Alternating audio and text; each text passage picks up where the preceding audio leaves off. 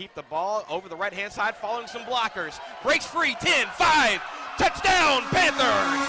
And just gets his ball, and he is across the 15, down to 20, 30, across the 45, 50, 40, 35 before being pulled down. And there are no flags. He's going to scramble over to the far side. He's got a wide-open receiver. Second down and 8. The outside, across the 5, and into the end zone. Breaks loose, 20, 10, 5, touchdown, Panthers!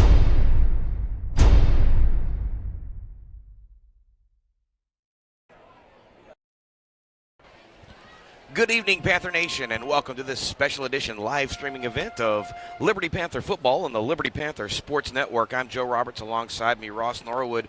We are here at Memorial Stadium in Liberty, Texas, for the 10-4A opener between the Huffman Hargrave Falcons and your Liberty Panthers. It just so happens to be homecoming night as well, and what a crowd here on hand for the Liberty Panthers as they get set to attempt to break this current losing streak that they're on. Coming into tonight, 0-3, 2 close losses, and then one that wasn't quite as close. Huffman, meanwhile, on the other side of the coin, they are 3-0 and looking to get started in district action, 1-0 tonight. Right now, the Liberty Mighty Panther band playing, and I'm going to be quiet so we can hear the band, and then I'll come back when they are done.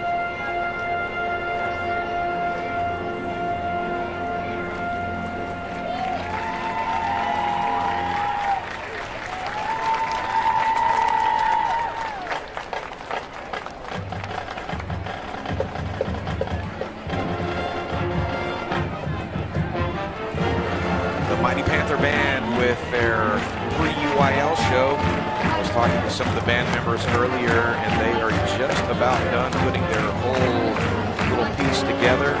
They'll be competing in UIL marching contest here in a couple of weeks. You are watching Liberty Panther football on Liberty Panther Sports Network. Joe Roberts and Ross Norwood. We are again here in Liberty, Texas for the 10-4A opener between the Huffman Falcons and your Liberty Panthers. And man, it is a great night tonight. The weather is great. The sun is low. It's not hot. And we've got some really beautiful stuff going on for the game. Now, tell us about homecoming, Ross. Well, it's a time to come home. Okay. It's good to see a bunch of faces that you don't normally see week in and week out. People you've gone to school with and whatnot. Big group gathering in the south end zone. Now, your class had their homecoming. Was it? Well, we had our homecoming in 2001. Okay. Actually, 2002 was our first homecoming because I graduated in 2001. We were still in school. No. I'm talking about your reunion, your class reunion. Yes. Well, we didn't quite get around to getting it all together. It came up during COVID. Oh yeah. I totally forgot about that. So we never really were able to get that together. But it's a fun time to be here. We did a 10-year reunion. 10-year. We've done. I graduated. You're at 40 years now, right? Definitely 40 or 50. I didn't go to any of them, so it doesn't matter at all. Well, Ross, earlier today we had the 40th annual Tony Munson Liberty Invitational Cross Country Meet out at the Liberty City Park. Man, a great day today. The Lady Panthers came out and showed out. They got second place as a team, and then my Panther boys did the exact same thing. They got third place as a team. Not everybody, but most everybody on the team also set personal records today, and very proud of all those athletes. Had a really great turnout. Had the middle school portion this last Wednesday, and we were well over 1,000 runners total for the 2 days. That's an impressive performance. I know a lot of work going in on your part. Well, you and less Casey work, Evans. more Casey Evans, less work on me. And if I'm the face of an organization, the organization's probably not too good. But in this case, the opposite. Pretty good because Casey. We did not almost put a ATV in the lake this year. Not this year. Although I was not invited to help mark the course. But Joe, that's very impressive. We've got the youngsters. You're a boomer. Is that what they call them these days, boomers? Look at that, man, coming out of the tunnel. All of the little kids coming out of there. I think those are all maybe the Pee-wee football players and all that stuff, Pee-wee cheerleaders. That's pretty impressive. Definitely love seeing the youth of the Liberty town all come out. And what a crowd tonight. I mean, the parking lot is as swollen as I've ever seen it. I mean, they are parking blocks away to just get over here to Memorial Stadium. On top of the press box, looking over to our right, you can see one of the entrances, and they are lined up on the sidewalk. This is probably as packed of a game as we've had here in a while. And, no matter what the Panthers are doing, we generally get a pretty good crowd. But, man, this is impressive. Now, they have some auxiliary bleachers set up in the south end zone. Fortunately, not in the end zone. Well, the Liberty Panthers, the Panther football team, have you seen them come out of the locker room yet? I wasn't even watching.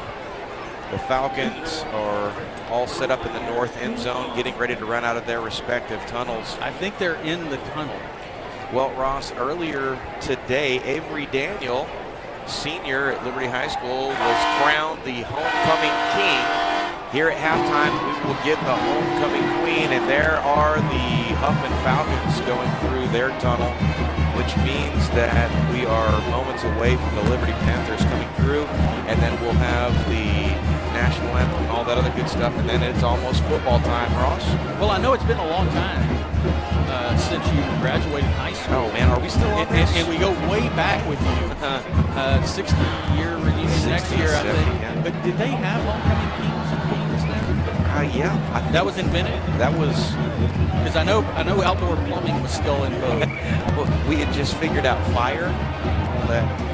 I love it. See, I never thought I'd be on the receiving end of that. Yeah, well, you're welcome. Oh, you're right. Got some local celebrities down on the field taking some pictures. Angel Rick Leal down there on the 20. And then looks like the Wild Hair Photography down there. We got the Vindicator represented. A lot of media here today, Ross. Yeah, the Vindicator set up doing the pregame show, their pregame show right now. They'll do something at halftime, and then they will do the postgame show right here from the end zone. Vindicator really spends a lot of time covering local sports throughout the county. Yeah, I got a chance to chat with Jerry Mahalski, the sports editor, earlier today. He came out to the cross-country meet, and he is covering Dayton and Montgomery tonight. I believe that is the matchup there. Russell Payne, the editor of the paper, he is down, and he's got a little group down with him. Not sure who all is down there. I'll find out when I go down pre-halftime. Well, I'll tell you what, we're rolling out some cool stuff tonight. Kinley McGee and Addison Fisher down there running our newly minted sideline camera tonight. Excited to get some of those cool shots. Is that the camera that takes 10 pounds off? Well, I was on it earlier, and I think it added 20. So maybe for you, you're a good-looking guy. For me, who knows? The Liberty Panthers out of the locker room now, and they are in the brand-new Big Cat tunnel, and it is smoking. And we'll see if that offense and defense can match the energy that the tunnel's providing. Ross, the Liberty Panthers have been just a whisker away in 2 games from winning. And then 2 weeks ago, when they had their final non-district tune-up at East Chambers, it was not as close. Not as close. The wheels kind of fell off just a little bit. Well, East Chambers is a very good ball club. And I expect that Coach Kedrick Harrison and company are going to get all that squared away. They have been chomping at the bit to get going again. They had they had a bunch of injuries that they have been trying to manage. A couple of kids coming back tonight. Cade Carter, Luke Porcher, 2 big names that have been out with injuries. They have not played. This will be the first play they've had this season. And here we go, the Liberty Panthers through the tunnel. Yeah, there we go. Look at that. I love the middle shot there. I think they might have gotten run over by one of the football players. I think they got run over twice. It does appear that everyone is okay. Well, they're down there. They made it. I love it. London and Ray down there on our stand cams. Seth and Jose up top with us on cams tonight. Tate, Jace, and Chloe in the trailer with Mr. Ewing. And we are pretty full up today as far as an AV team. So thank you for joining us here on the Panther Sportz Network for this football game tonight. We've had a busy week in our AV department, Ross. We had LHS Live with Tom Warner early. We had a sit-down coaches show with Coach Harrison, something that he's been very great about making a regular thing. We'll get the replay of that at halftime, amongst other things. And then we also streamed the Tony Munson earlier today. Well, everyone is on the field now, Ross, as we're getting ready for all the business with the captains and everything else. Your keys tonight for the Liberty Panthers based on their previous 3 games. They are going to have a real challenge tonight with the Huffman defense. Talking with some folks before the game, this is a Huffman defense that is probably one of their better defenses they've had in quite a while. Looks like we're going to get lined up for the national anthem, and the national anthem tonight going to be provided by the LHS Chorale. Christy Bean, the longtime director of the choir. Man, she does a great job. She does. Lord, I pray that we will give glory to you and agree with you in the good time tonight. In your name we pray.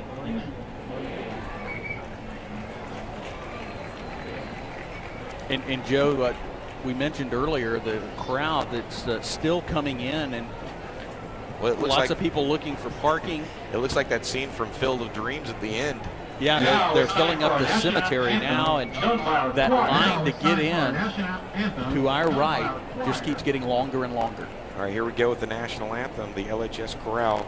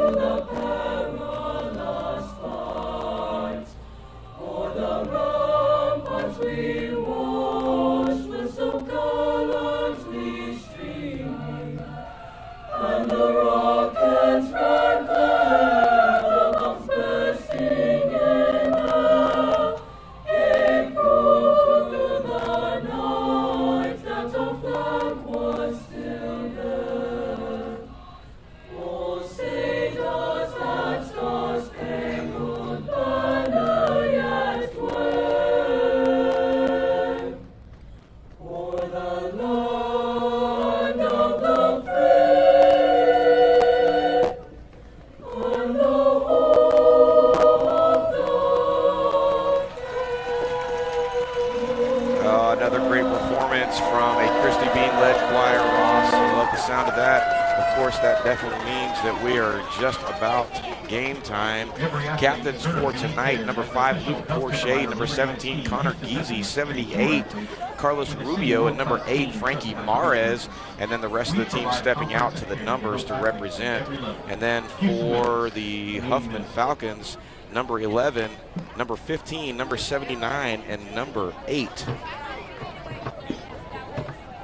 Nolan Cook, the quarterback, number 11 for Huffman. And they've got quite the prolific, well, I'm not going to say offense, but they have hung a lot of points on some people, but that defense of Huffman is something special this year, Ross. Yeah, defensively, Huffman has forced 13 turnovers, and they've been just so dominant, and they've scored quite a few points off those turnovers, and only allowing 13.67 points per game, and they played some big scores. Well, they are going to be receiving the first half kickoff. Liberty Panthers will be kicking, and they will be, there we go. Yeah, Liberty will be kicking, and Huffman will be receiving. And the streak's alive. Liberty. And the streak's alive. Liberty having kicked off to Is it start every the ball game every game. All so 4 far games, this year. yeah. Well, it's not technically the 4th game yet. They haven't kicked off yet. that is so true. But we are just darn close to that one. 7:27 right now. Telling me it's 70 degrees, and it is a nice, probably our nicest weather so far. And excited about that because, man, we've had some hot games, and finally it's starting to feel like fall, and it's starting to feel like football weather. Well, before the sun was setting, it was quite warm up here, but high atop the press box. Diego Diaz Ramirez getting set to kick off for the Liberty Panthers. Back deep for Huffman, number 6, and looks like number 2. That's Zane Bailey and Bryce Nixon. Well, we have talked about it for 2 weeks, Ross, and now it's just about time to be about it. Bailey and Nixon, guys to watch for Huffman on the offensive side. 2 wide receivers.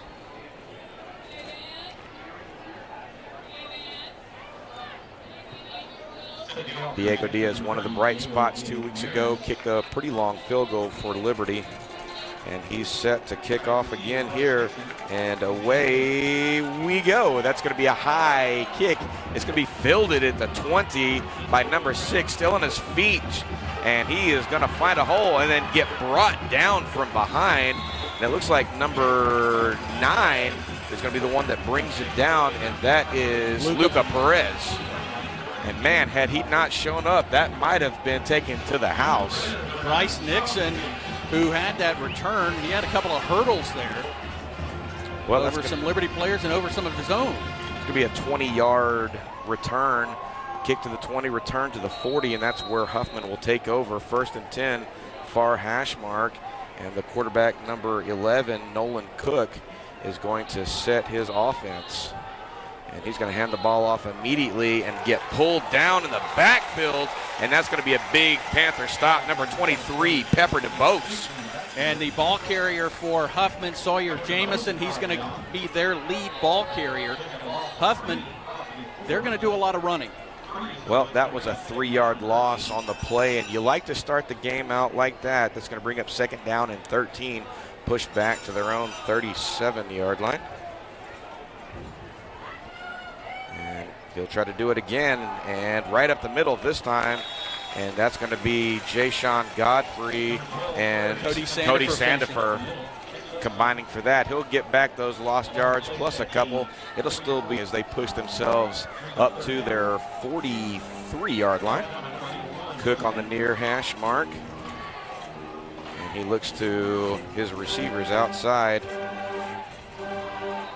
And we're going to get a flag there, and that's probably going to be not a delay of game, maybe some movement on the line, Ross. Ryan Monk slipped into the neutral zone there, lost his footing as he was showing blitz, and that is going to be against Liberty. Well, that's not what you want. It's not a killer, but definitely not what you want. That's going to push them closer to the timeline. 5-yard penalty. They'll replay 3rd down instead of long. It'll be short. 2 yards to go. And they're up to their own 48-yard line, still on the near hash. Just a case of footing there. Cook going to hand the ball off number 12 up the middle of the right. He's going to break a tackle or two.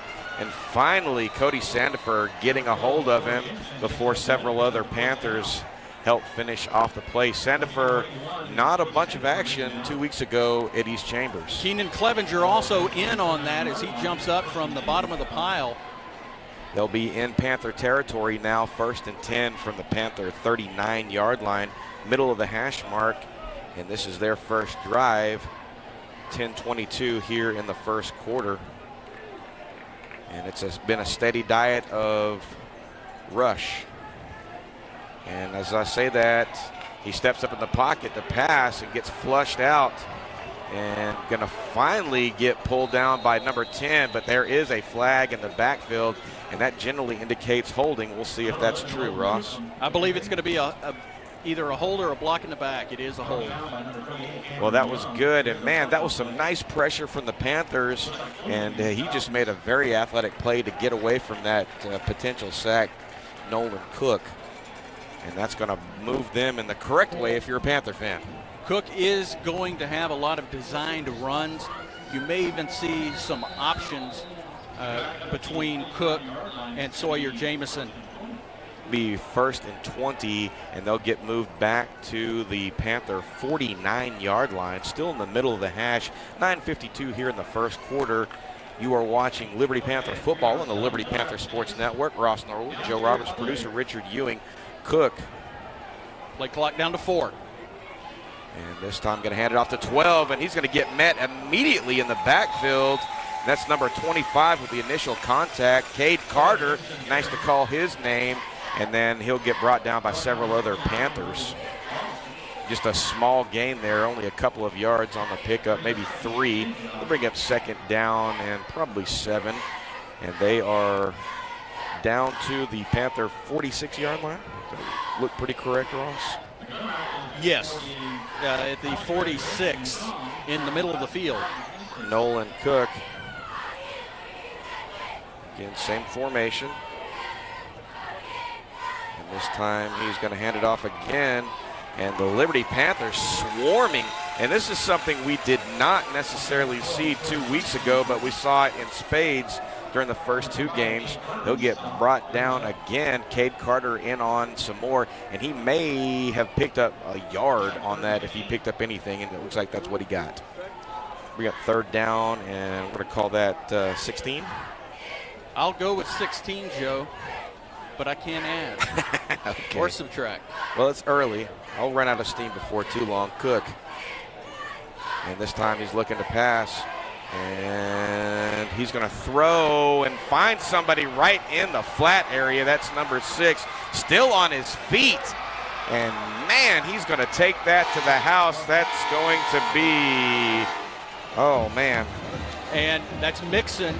That is going to be one of the receivers, Bryce Nixon, not Mixon, Bryce Nixon. And the Liberty coaching staff, there was a little movement, a little shift before the ball was snapped, and it was not called. They were asking for that call, and that would have brought that touchdown back. Nice throw and catch by Bryce Nixon. 46-yard touchdown. Calzada comes on for the point after attempt. And that is going to be through at the 8:10 mark of the first quarter. Huffman strikes first. They lead your Liberty Panthers 7-0. We'll be right back.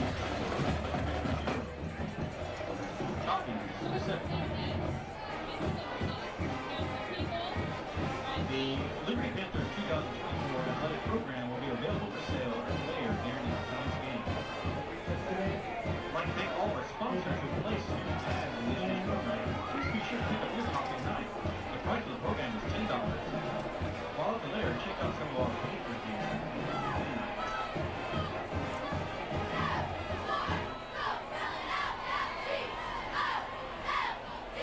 If your school Pickens Memorial Scholarship is established.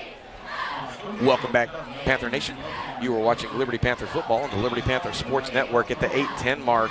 Huffman strikes first, 46-yard touchdown pass from Nolan Cook to Bryce Nixon. And now the Liberty Panthers return team will be on the field as they get set to start their own offensive journey back deep for Liberty. Number 10, Jason Wycliffe, and number 28, Aiden Reed. So far this year, the Panthers on run defense have been pretty stout. They've struggled a little bit on the air game. Yeah, a little bit is an understatement. And they had a lot of pressure in the pocket, flushing Cook out of the pocket, and he was just able to find that guy sitting right down there all alone in the flat on that crossing route. Calzada coming on to kick off for Huffman. They'll be kicking from their 40. He approaches, and again, away we go. It's going to be a short drive.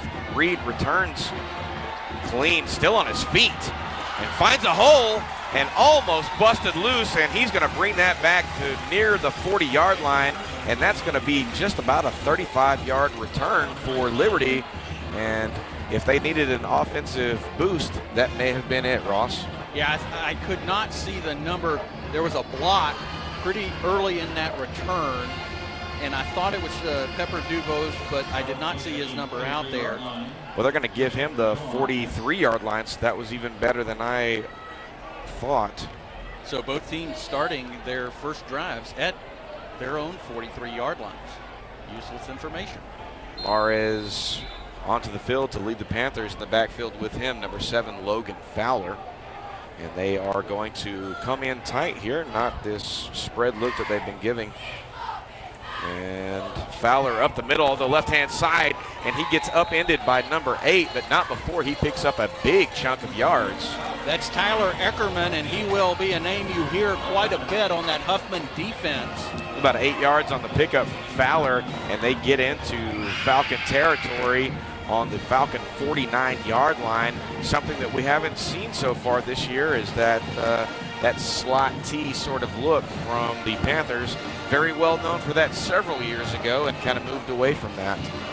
They're going to stay in that look. Mares is going to be under center and going to ride Fowler again right up the middle, and he's going to have enough for the first down before he gets bottled up. And he's going to get his way down to the 44-yard line of Huffman, and that's going to move the chains. 1st and 10, and we definitely didn't see much of that 2 weeks ago. Fowler has had real success so far this year, and Liberty as a whole with a good offensive line opening up holes this year. And it's good to see that to start this game. 1st and 10 for Liberty, 7:01 here in the first quarter. Mares again under center.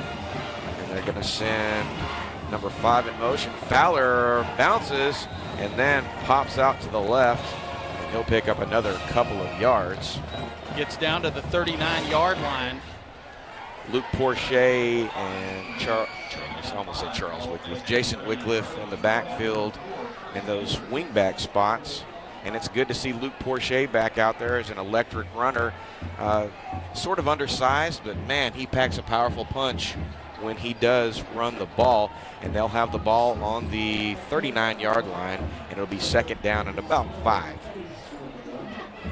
This time Wycliffe in motion. He's going to get the ball right-hand side, still on his feet, and he's going to get sandwiched by number 79 and number 21, but that may be close enough for a first down. They may have to bring the chains out. It is. They indicated a first down.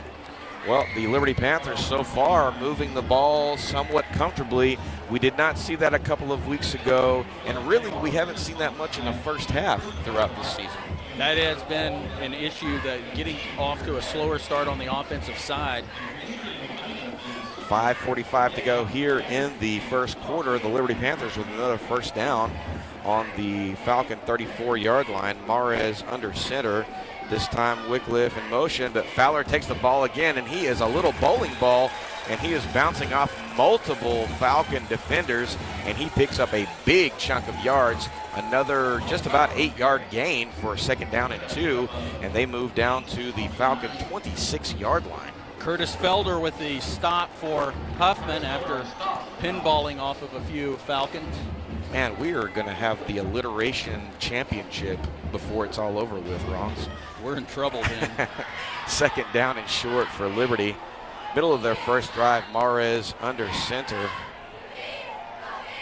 Porche with the ball, left-hand side, finds some green grass and drags a couple of defenders, and he's going to pick up the first down on his first action of the season. Connor Geezy, a big downfield block there.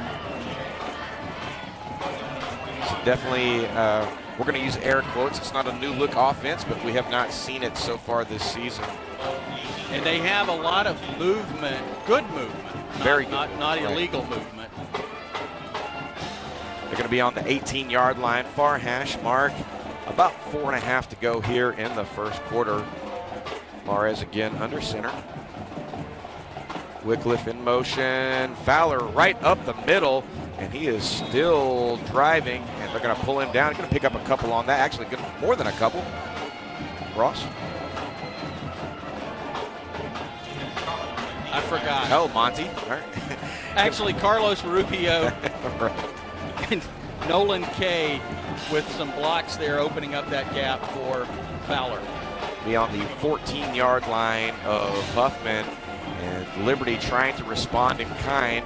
Huffman scoring pretty quickly on their opening drive, and now Liberty trying to do the response. Mares under center, and this time he's going to pitch it out to Wycliffe, who shakes a couple of would-be tacklers, and he's going to get inside the 5-yard line at the 4. Be about a 10-yard pickup on the carry, and that's going to drop the sticks. First and goal. Man, I like saying that a lot more than other things, Ross. Don't even look at me like that. I know what you were thinking. Wow, they are still pouring in. Liberty Panther offense has been chewing up the clock here in the first quarter. 3:20, and they are on the precipice of putting some points on the board. Mares under center. Porche in motion. Fowler up the middle. Touchdown, Liberty at the 3:08 mark in the first quarter. The Liberty Panthers march all the way down the field and put points on the board. And how about that, Ross Norwood? Great running, but also wonderful blocking by that Panther offensive line. Coach Harrison, against a extremely difficult defense. No doubt. Coach Harrison and I talked about that earlier in his coach's show about how amazing this pretty senior loaded line was, and they're going to come right out there. Mares on to hold for Diego Diaz, and the snap is good. The kick is up. It is through at the 3:08 mark. The Liberty Panthers find pay dirt and tie it up 7-7. We're all tied. We'll be right back.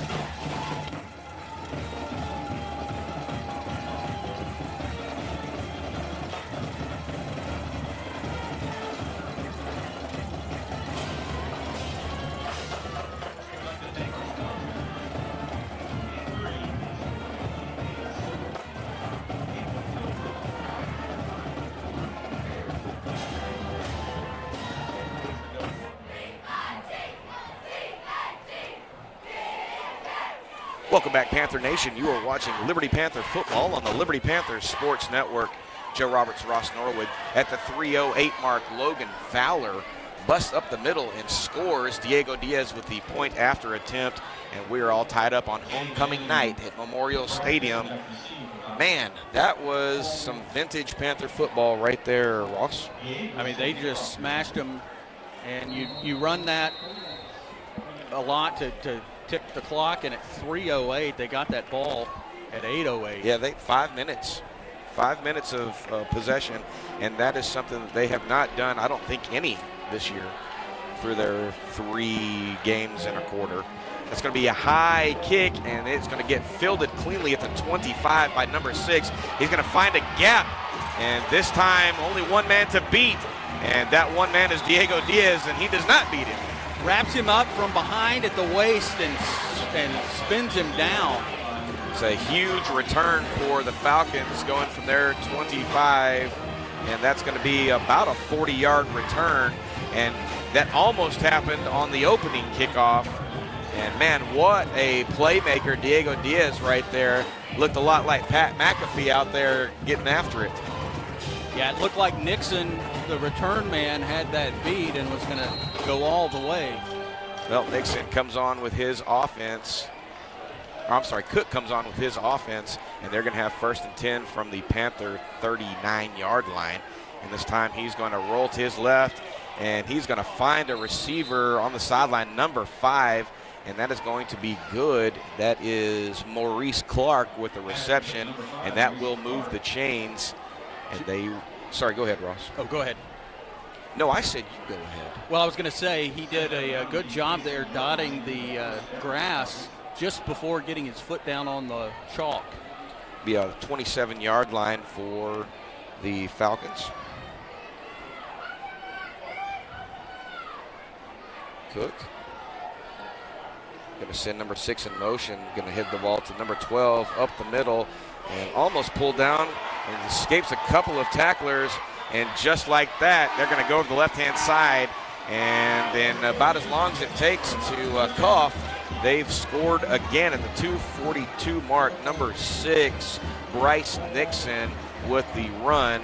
And oh, I'm sorry, who was that? Did I say that wrong? Wrong number? Yes, that was Sawyer Jamison. Oh, I'm sorry, Sawyer Jamison, and that is number 12. You're 100% correct on that. I was thinking about the other kid just a second ago. Once a year. You're right. Calzada on for the point after attempt. Snap is good, and that is going to be up and through the uprights. And in just about 20 seconds, the Huffman Falcons come back out and respond after the Liberty Panthers responded back to them. So we've got a scoring festival, 14-7. We'll be right back.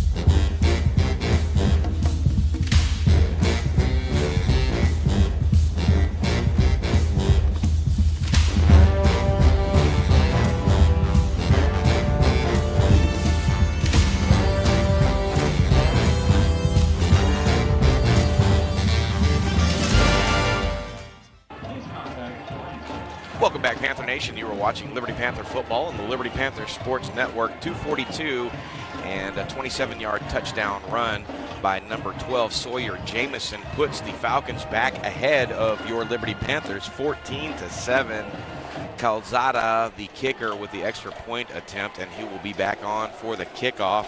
Back deep again, number 10, Jason Wycliffe, and number 28, Aiden Reed. And I wasn't sure what I expected tonight, Ross, but I definitely didn't expect this. Quick scoring from the Falcons and a long time-chewing drive from the Liberty Panthers on their first possession.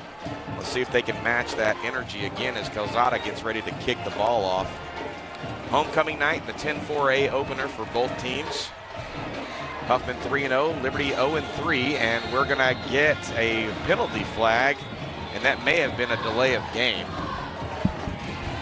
Yeah, because that, it is. Yep, there's a delay of game on the Falcons, and that's a great penalty for Liberty because that will push them back, and it'll give them more green grass on the kickoff. Also, not something you see a lot. See that too much. Now, the only question is, did Coach call the timeout before that happened? And I don't think he did because they're going to push him back 10. Or, I'm sorry, 5 yards. What did I say 10 for, Ross? What am I doing? 5 yards. I wanted it to be 10. It wasn't. Any rate, they're going to kick off from their own 35-yard line. Thank everyone for tuning in with us on the Panther Sportz Network. Joe Roberts, Ross Norwood, producer Richard Ewing down there in the trailer. Calzada approaches the ball, and that is going to be a low liner. And Reed's going to get it at the 20, up the middle, still on his feet. And finally going to get pulled down around the 40. Nice explosion from Reed, and the Liberty Panthers are going to have a great starting field position just like they had on their drive. It'll be 1st and 10 from, see where they're going to spot this. Maybe spot it right on the 40. That's exactly what they're going to do at the 2:35 mark. Liberty with their second offensive possession. They'll get going. Had a 5-minute drive last time, capped off by a Logan Fowler touchdown. They're going to stay in this air quote new look. This time Wycliffe in motion, and Mares is going to keep the ball himself. Going to try to follow Fowler up the middle, and he may pick up a yard or two. Looks like they're going to give him 2 yards on that. They'll bring up 2nd down and 8. Get up to their own 42-yard line. 2:20 and counting. Well, Ross, so far I'm enjoying what I'm seeing offensively. Some of those ghosts of 2 weeks ago past rearing up their head on that last defensive possession. Great news, Ross, is they're in the right spot. Now they just got to figure out how to hang on to the Falcons. Mares, 2nd down and 8. Porsche in motion, and they're going to get in there on that ball. Mares has it, and they're going to stuff them on that, maybe a yard on the pickup, bring up 3rd down and long for Liberty. And on their first drive, they were ripping off big chunks of yardage, Ross. It looked like a knife going through butter, to use an overused Euphemism, metaphor? Where are we at here? whatever you want to go with. Now this time they're going to get more in that spread look. And there's some miscommunication there. Mares on his feet, and he's going to take off. Going to be close to the 1st down. Yeah, line judge indicated a 1st down. Okay, they're going to give it to him as he gets to the 50-yard line. And, well, that was definitely some miscommunication there, but it worked out for the betterment of Liberty, I guess. Mares and company now the yard line, 1st and 10. Under a minute to go here in the first quarter. Liberty trailing 7-14.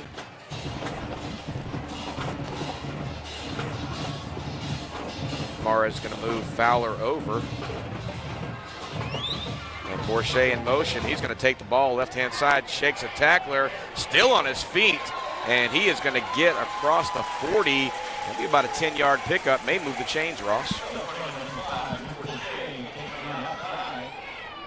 Just shy of the 1st down. And that is going to be, no, they're going to get him. He's going to step out just shy of that, about 2 yards short. A big pickup from Luke Porsche, 2nd down and 2 from the Falcon 42-yard line. So Liberty, after a nice play, that will be the final play of the first quarter. And after 1, Liberty trails Huffman 14-7. Joe? I don't know, you took the words right out of my mouth. We'll be right back.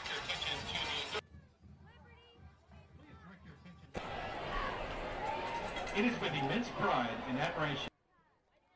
It is with immense pride and admiration that we celebrate the exceptional achievements of three remarkable communities in respective fields. The late Patricia Patty Watson, class of 1962. Erica Wolf Cole, class of 1998. And Colonel Joshua S. Sullivan, class of 1999.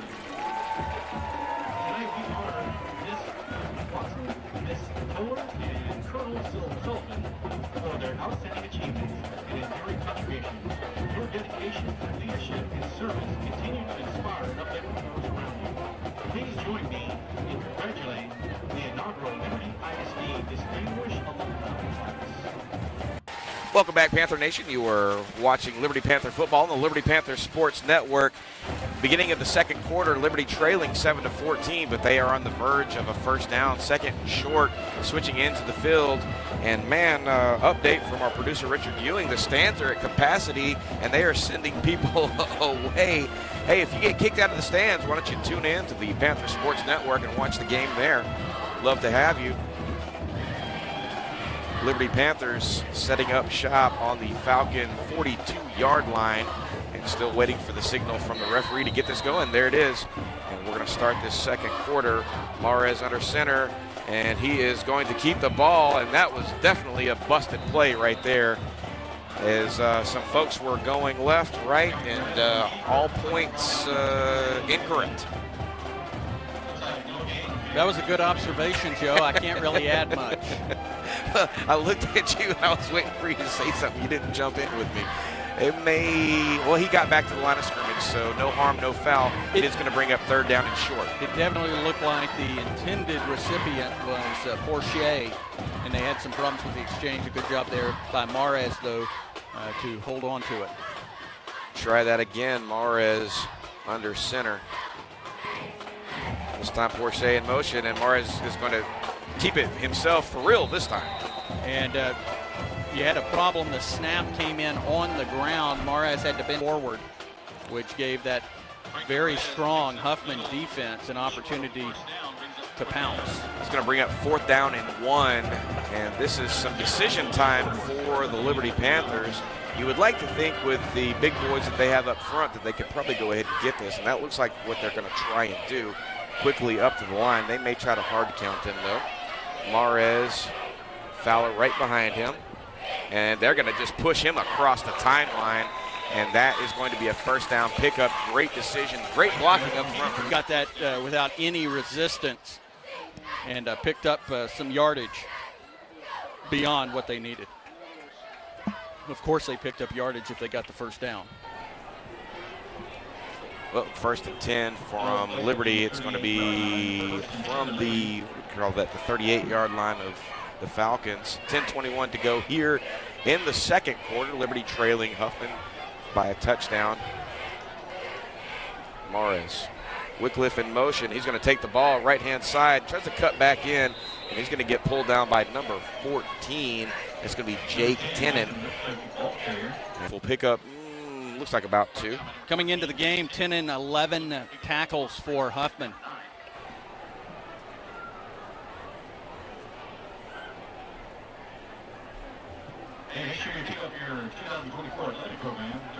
Thank you for joining us on the Panther Sports Network. Liberty Panther football, Joe Roberts, Ross Norwood, producer Richard Ewing. Second down and long for Liberty as they are on the far hash mark, working their way north.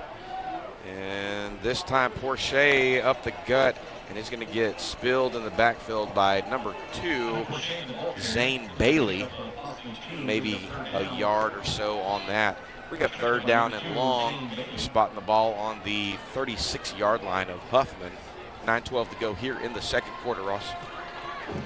Yeah, the Huffman defense tightening up considerably on this drive. Liberty able to get some first downs, but well, they did tighten up, but man, Liberty is hanging on to the rock. They are chewing up some clock right now. Mares with a pistol look with Porsche behind him. Porsche right up the middle. They're going to pick up some big yards. Keenan Clevenger trying to lead the way. It's going to be a big chunk right there. Going to still be about 2 yards shy of the first down, Ross. Jackson Harris with a nice block on that.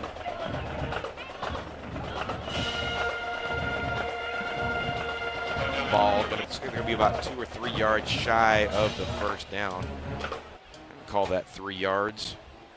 They're going to let this play clock wind down. They may be calling a timeout here to talk about it. And Coach Kedrick Harrison, good job chewing up clock against a very special Huffman team. And that's exactly what they're going to do. They're going to let it go down. They're going to call a timeout at the 7:56 mark of the second quarter. We're going to take one with them. We'll be right back.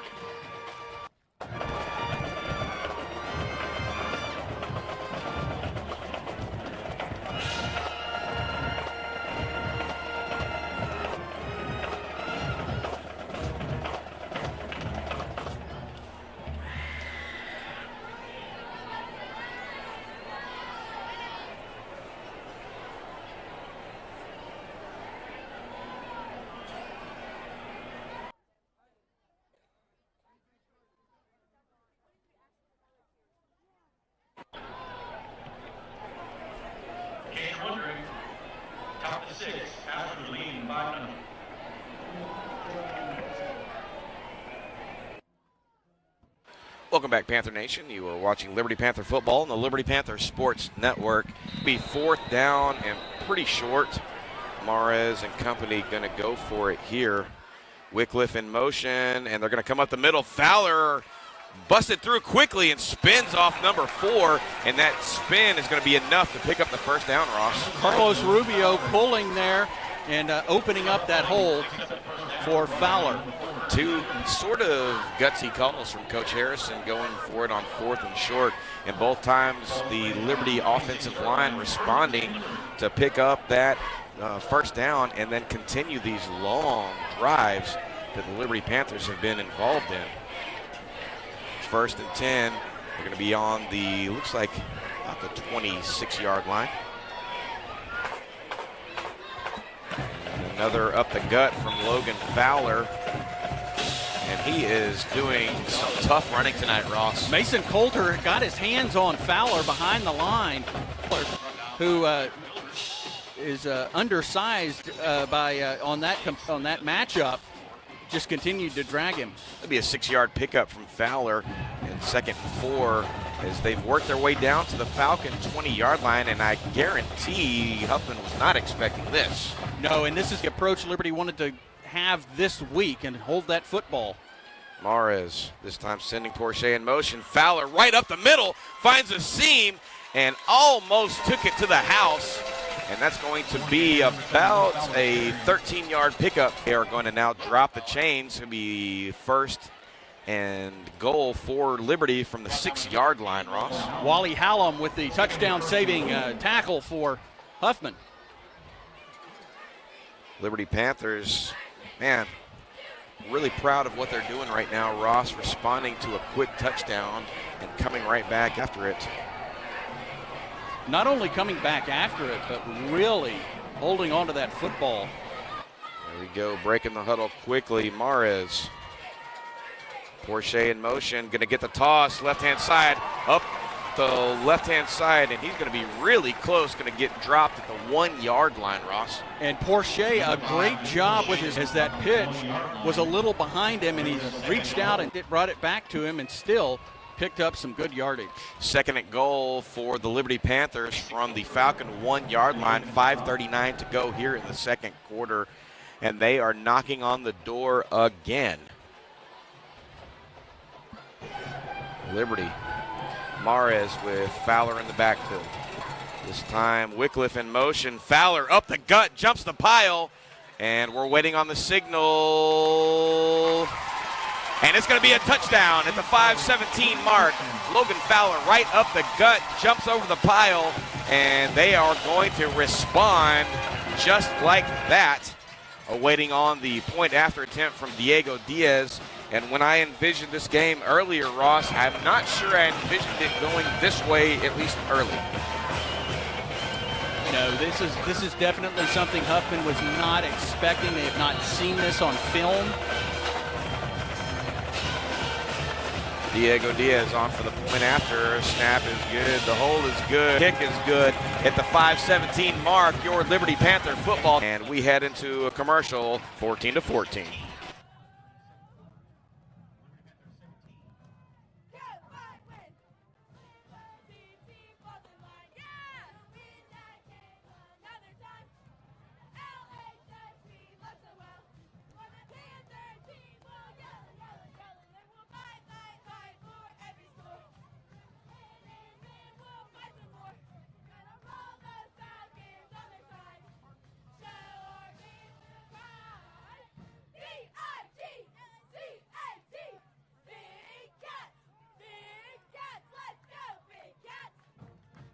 Welcome back, Panther Nation. You are watching Liberty Panther football on the Liberty Panther Sports Network. 14-14, 5:17 in the second quarter, Ross. I was going to say, talk about holding the football. Liberty got that ball and started their drive with 2 minutes and 42 seconds left in the first quarter. Wow, that is a length of time. It's 5:17 to go. And that was one of the keys that Coach Harrison said he wanted to accomplish, was chew up clock and give his Liberty Panthers a chance against this pretty stout side in Huffman.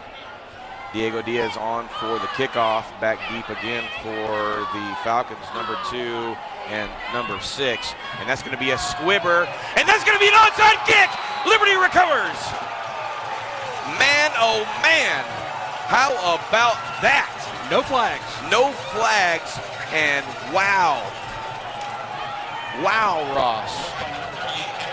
And that is Cameron Young, who recovered that. Not only did he recover it, he got another 5, 6, 7 yards. He did, and let's talk about the kick. Diego Diaz, that was a perfect kick. It bounce, hop, just like you want.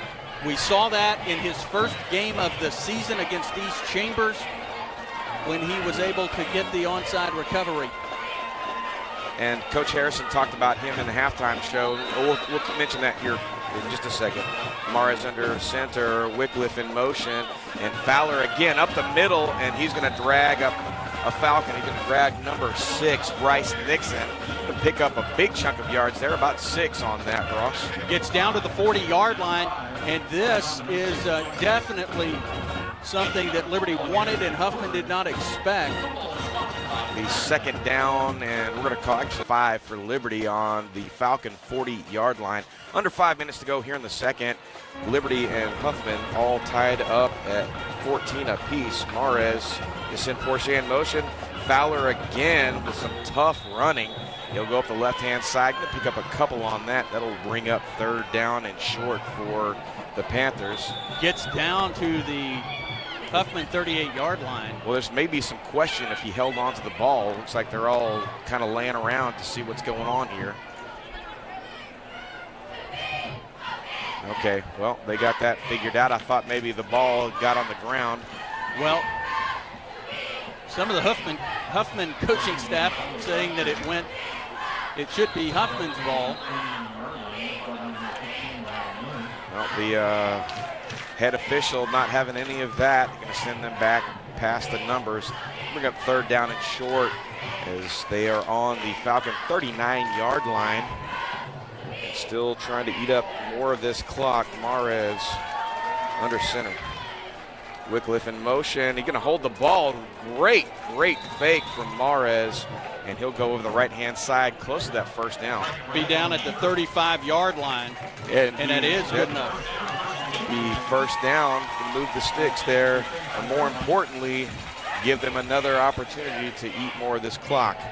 Yes, seeing a few of the Huffman defenders with their hands on their waist, which is what you want to see as an offense. Liberty Panthers led by Mares and this very stout offensive line so far. Luke Porsche in the backfield. And he's going to bounce to the left, still on his feet, and rolls out. Ball got loose, but Porsche able to dive right back on it. Well, I think he was already down by the time that came out. Was he still upright? Yeah, the whistle blew after okay. he jumped on it. And right there was Ryder Miller for Huffman. Good heads-up play then from the senior bring up second down and long for Liberty from the Falcon 34-yard line. 3 minutes to go here in the second quarter. Liberty 14, Huffman 14, and we've seen a pretty good one so far, Ross. Yeah, big second down play here. You want to get it into a 3rd and short range. Wycliffe in motion over the right-hand side, takes it, scoots over the right. He's still going, and he's going to get pushed out at the 10, but there is a flag in the backfield, and that's generally never a good thing for the offense. There's also a flag downfield, and there was a little extra after that play, but the flag there does not signal that. No, and probably he broke through because there was a hold. So the hold will be against Liberty. We'll see what it is downfield as one of the officials standing inside the Huffman 25-yard line. It will be a hold against Liberty. That's declined. And a personal foul face mask against Liberty. That one they will accept. Actually, there were 3 flags.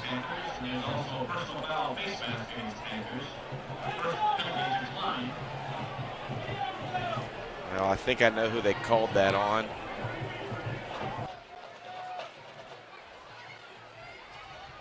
But that's going to push them in the wrong direction. It's going to push them all the way back into their own territory, and they will have second down and Harden to go from their own 46-yard line, Ross. Harden, more like Moss Hill. Well, I was trying to be polite. It's a tough one there. And Kedrick Harrison, the head coach for Liberty, going out, and he wants an explanation from the referee. The referee coming over and giving him a few words, but also directing him back to the sideline. Connor Giese out wide for the Panthers, the short side. Number Radford on the short side. There could be some opportunity here. This is a passing down, but Liberty and Kedrick calling a timeout here, and he wants a further explanation from the referee. You know, you and I were talking about this earlier about how easy it would be to mic up the official. We've been to some places where they have mic'd up the official. They mic'd him up in East Chambers, and that was nice. Coach Harrison kind of hot right now, and understandably so. And there was something that happened to LaDamian Wilson behind the line. He was down on the ground, and a Huffman player kicked him, and that was not seen. The unfortunate thing is those things never get seen. You only get seen if you retaliate, and I don't know that he retaliated, but I just know that. No, and that's not a criticism. The play had moved further downfield, and there were some other things they had to pay attention to. I was just pointing out right. that. Well, at any rate, that's going to bring up second down and forever for Liberty, and they'll move back into more of a spread look, trips to the wide side of the field.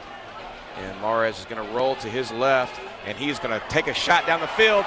And in the hands of Connor, it's going to be dropped at the 2. What a strike from Frankie Mares. At the 1-yard line, and that was incredible. Connor Giese in stride and almost able to high step into the end zone. What about that, Ross? That was just about a 55-yard near touchdown strike. And Connor and Frankie Mares have hooked up so far this year on some really big plays. The one that stands in my mind was in game 1 here in Liberty, where Giese caught it on the sideline, the Panther sideline, and was able to foot his way into the end zone. First and goal from the 3-yard line. The Liberty Panthers trying to do something special. That's going to be Fowler up the middle, and that's going to be close. Going to get stopped at the 1-yard line. He probably got right back to the lineup, but that's it. Well, I don't know. I'm looking at that side official there. I don't know. Did he move up some? No, he did not move up, right. and he was down on the 1. And we are going to have a timeout here. Falcons are going to take a timeout. We're going to stay here, though. Let's talk about that exciting thing that we just witnessed. And, man, they have been running the ball pretty steadily into a situation where they had too much yardage to try to overcome Frankie Mares with a beautiful pitch and catch to Connor Geezy. And we've seen that, as you mentioned, time and time again. Well, and again, what we've seen a few times this year in the Panther passing game is Mares leading his receiver. Field on the left-hand side. Yeah, that one's around the goal line. They're going to call that offsides against the Falcons. And so that'll do half the Falcons. And so that'll do half the distance, and they'll replay that. Something to point out here, Joe. Liberty scoring their touchdown and extra point to go to a 14-14 tie. They have held the ball. There's not been an offensive play run by Huffman in this second quarter. Wow, I did not realize that. Well, they're going to try it again. Second down and goal. Liberty Panthers. Mares under center. Fowler in the backfield with him. Wycliffe in motion. And this time, Mares is going to try to jump the pile. And he's going to have it. That's going to be touchdown. Frankie Mares with the carry. And just like that, the Liberty Panthers pull back ahead at the 104 mark, 20-14, Ross. An incredible drive by Liberty, highlighted by the pass and catch from Frankie Mares to Connor Geezy, but a lot of good running, and what a second quarter has been for the Panthers as they await this extra point. Diego Diaz with the extra point attempt. The snap is good, holds good, and the point after attempt is good. 104, your Liberty Panthers retake the lead, 21-14. We'll be right back.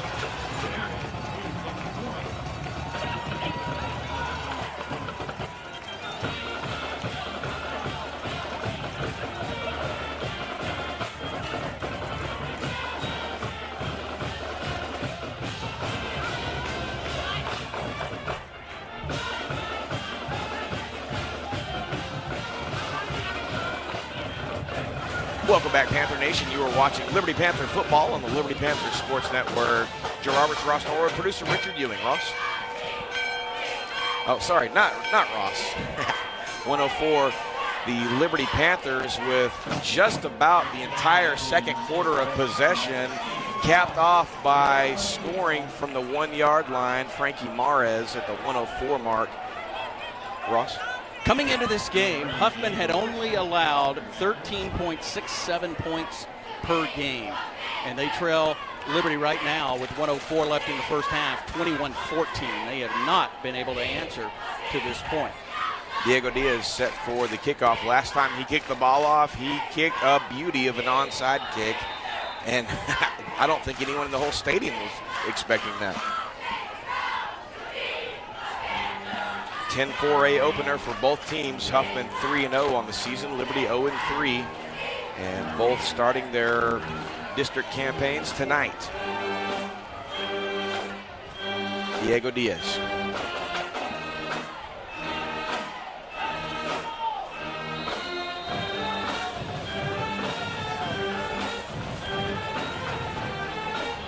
Not sure exactly. I assume we're going to have a timeout.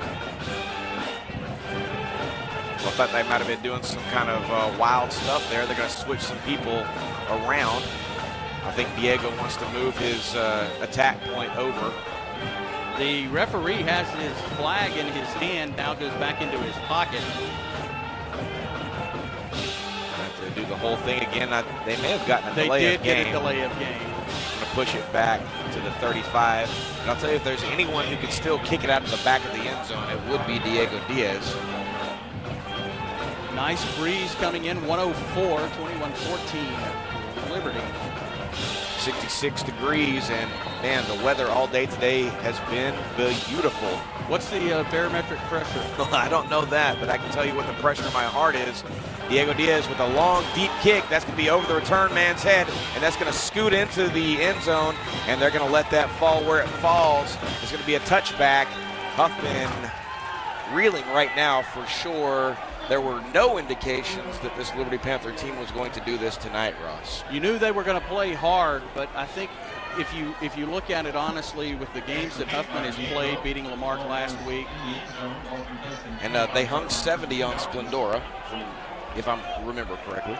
And you just think, okay, I guess it wasn't. Maybe it was a week before. Yeah, a week before. They were off. Both of these teams were off last week. That's right. So I'm going to shut up. First offensive play of the second quarter for Huffman.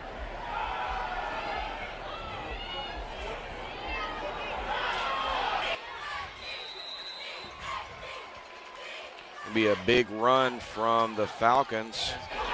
And that is a pass. Bryce Nixon was the receiver, and he bounced right off of Mason's shellhammer. So that was the first offensive play in the second quarter. At the 54-second mark. Bring up 1st and 10 for the Falcons. And this time Cook dancing the pocket, and he's out of it. Right-hand side, still on his feet. And he's gonna get out of bounds at about the 50-yard line and stop the clock at the 45-second mark. A big pickup from Cook. 1st and 10 for the Falcons, Ross. Yeah, this is very dangerous territory. This Falcon team able to throw the points on the board, and they've been able to do it quickly. Their second touchdown happening almost within the blink of an eye. About 20. Cook again setting up shop.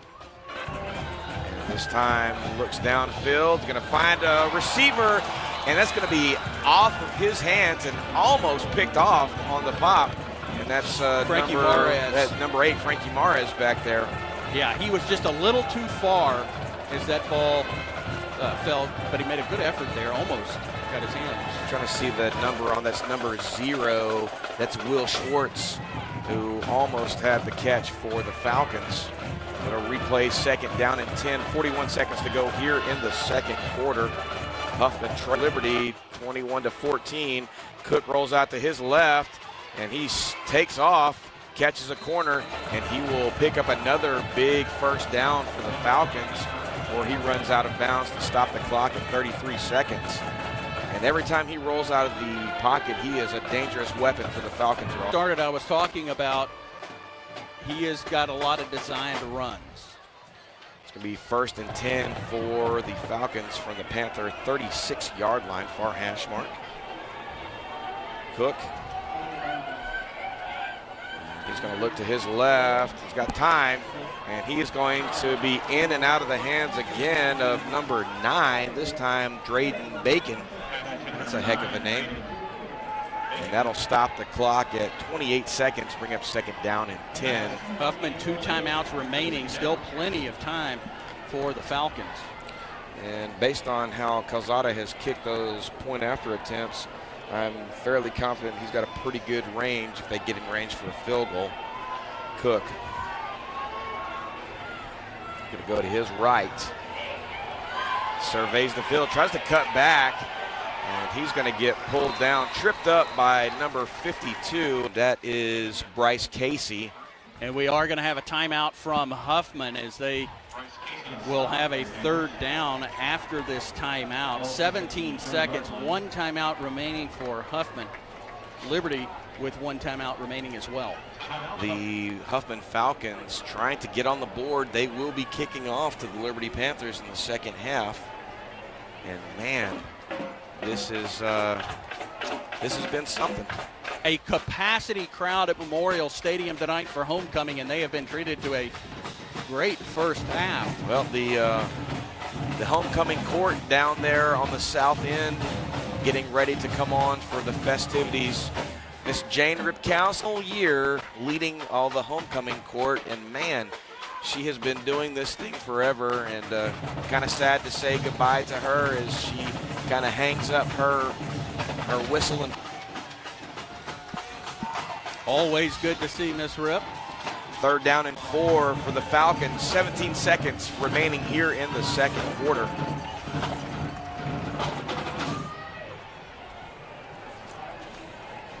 Out of this timeout, this is a huge play here. Nolan Cook will get his offense set.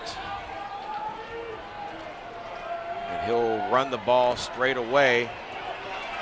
And he's going to get pushed out of bounds. Good job, Panther defense. Logan Fowler sliding over there. And there's going to be a whistle, and I think that's exactly what they did.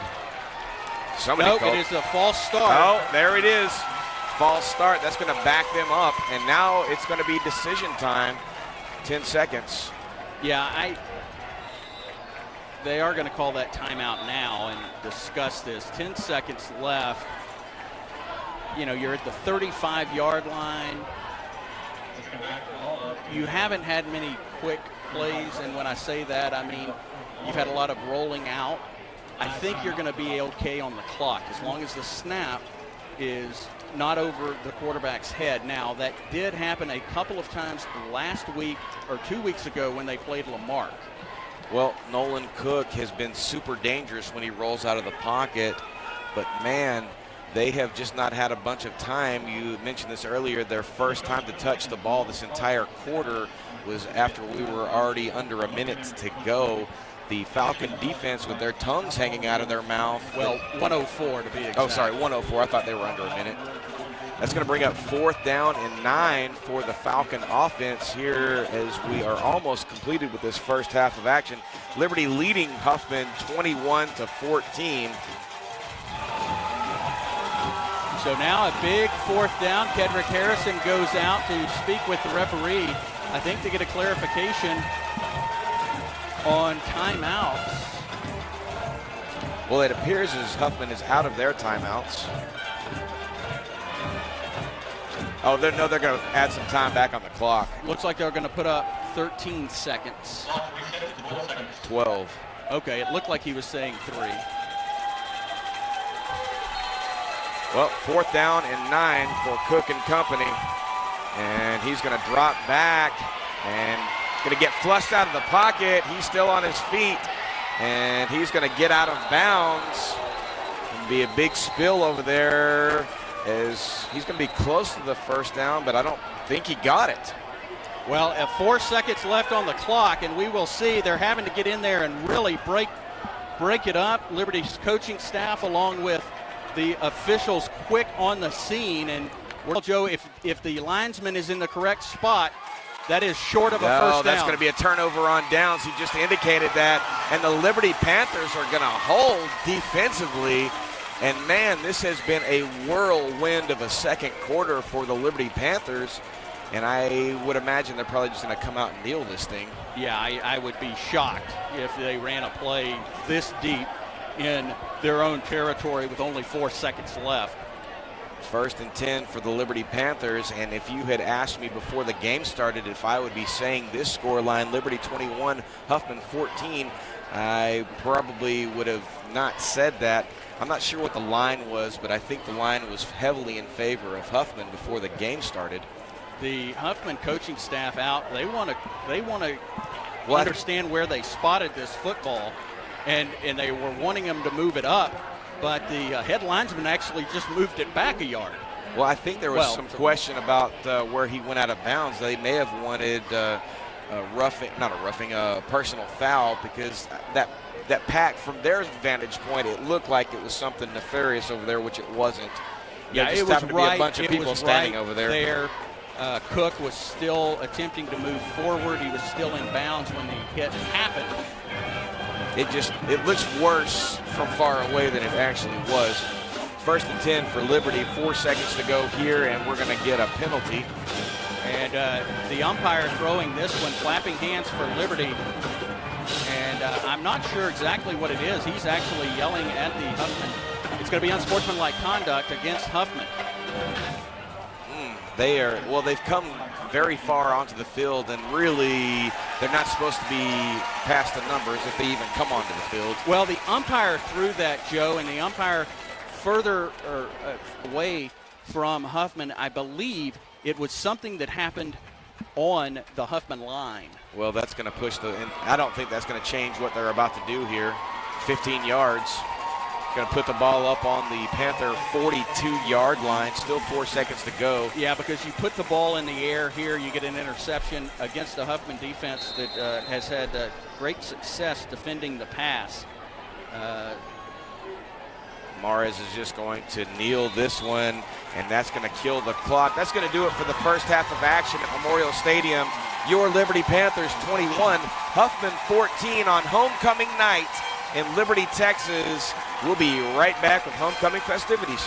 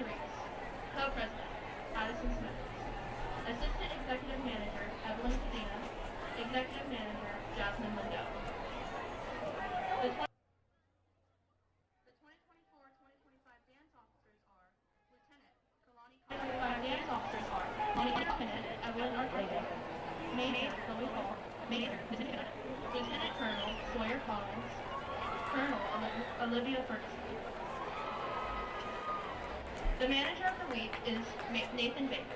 The spirit member of the week is Samantha Soto. Dancer of the week, Lainey Thompson. And now, the Falcons performer field jazz routine to Call Me. Good luck, ladies.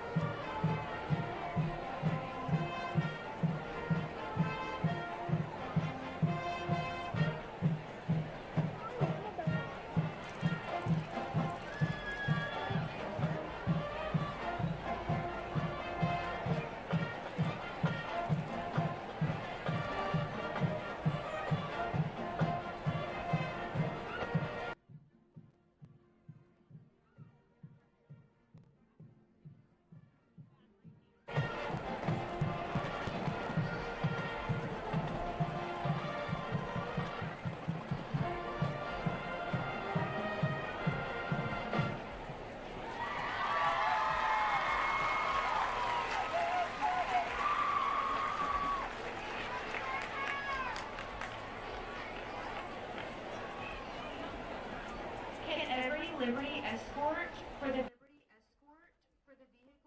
please get in your car at this time. The direction of John Fisher, Kyle Gallardo, Ryan Rosas, and Cassie Stahl, and under the field direction of drum majors Aubrey Atchison and Ryan Hangerfall. The 2024-2025 band officers are captains: brass, Matthew Vanderberg; woodwinds, Colton Tilley; percussion, Briggs Klein; and color guard, Jaden Sandlin. Lieutenants are brass, Paola Sanchez and Grant Thomas; woodwinds, Chloe Gutierrez and Joshua Rath; percussion, Caitlin Danielle; color guard, Catherine Lawson and Alyssa London. Uniform officers are Anna Morgan and Caitlin Danielle. Loading crew officers are Casey McGee and John Simmons. Librarians are Chloe Gutierrez and Casey McGee. Secretaries are Chloe Gutierrez, Cody Gutierrez, Casey McGee, and April Tipton. And social officers are Keaton Fudafoss and Gage Moore and Caden Taylor. The section of the week is clarinets. Georgia's dad joke of the week is, what do you call fake potatoes? Imitators. The 2024-2025 Hargrave High School Falcon Band and Guard is pleased to perform the production of Powerhouse.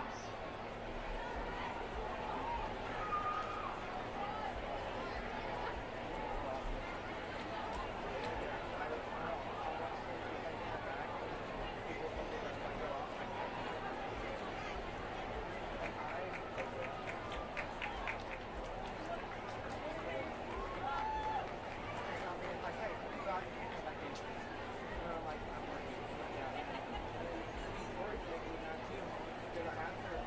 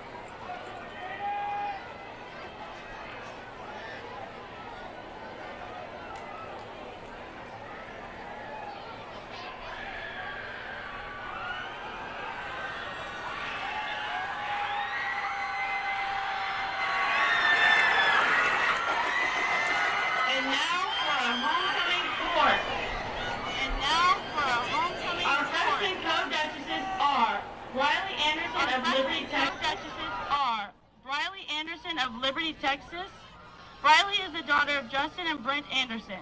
Riley says she wants to be a collegiate athlete, hopefully at UT, and she wants to get a stable and good job in the future to be able to sustain the family she wishes to have. She wants to give a shout out to her sister Boston. Riley's family friend, Miss Grady Davis, is driving her tonight in the maroon Corvette. Riley is being escorted by our freshman co-duke, Mr. Thomas Mott. Thomas is the son of Mom, who lives somewhere in Liberty County. Sorry, Mom, that's all the info he gave us. When asked what are your future goals, Thomas replied, college or a successful career. Our second freshman co-duchess is Kaylin Venegas of Liberty, Texas. Kaylin is the daughter of Martha and Luis Venegas of Liberty. Kaylin says her goal is to go to college and attend a law school to pursue a law career. Kaylin's cousin, Yanali Cabello, is driving her tonight. Kaylin is being escorted by our other freshman co-duke, Mr. Tyler Walton. Tyler is the son of Kelly and Brandon Walton of Liberty, Texas. Tyler says he wants to go to college at Texas A&M, whoop, and continue his career in ag. He hopes to be very successful in the future. We wish him well.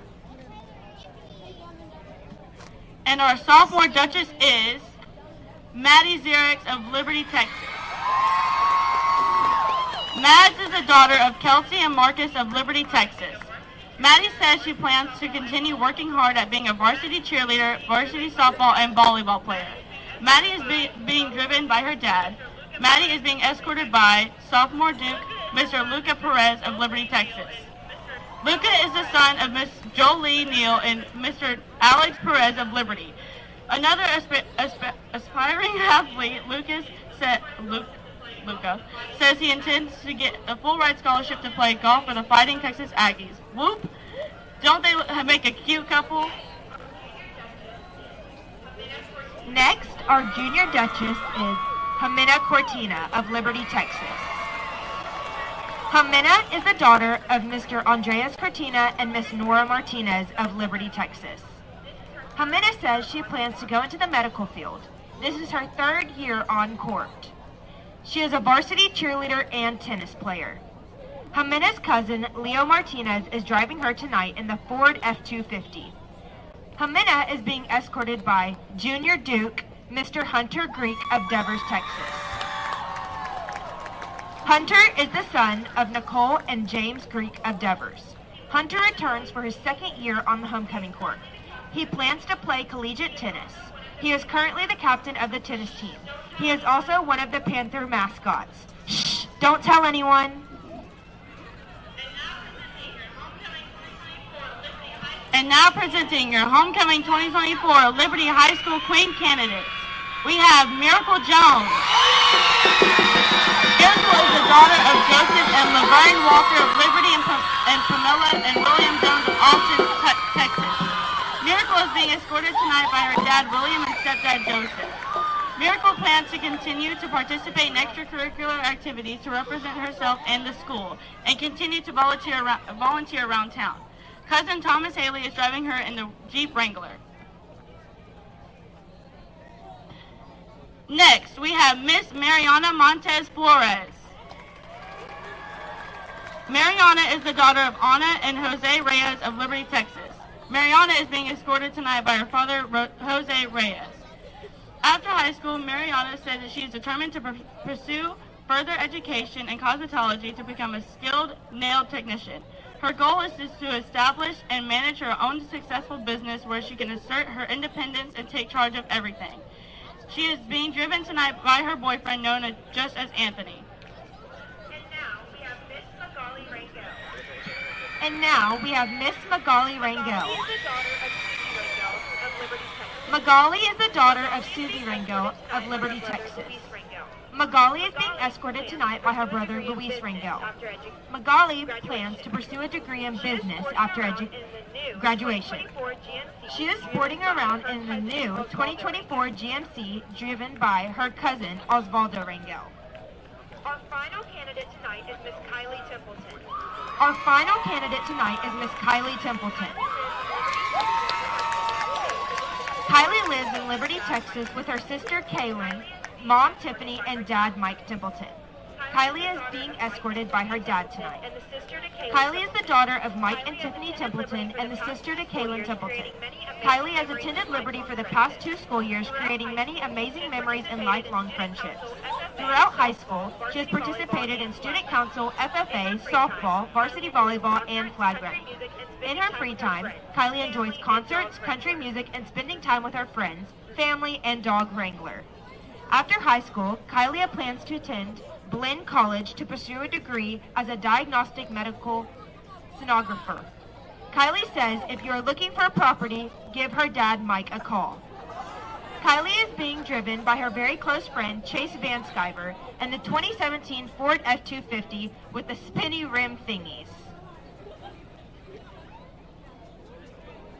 Now, to present the crown, last year's queen, Miss Caitlin Carey, escorted by homecoming 2024 king, Mr. Avery Daniels.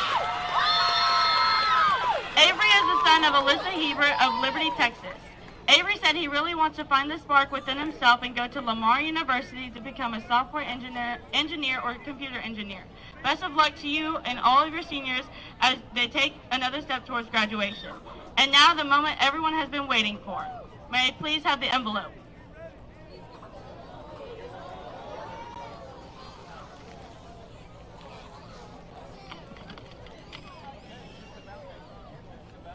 May I have the envelope, please? Sorry. Your 2024 Liberty High School homecoming queen is Magali Rangel!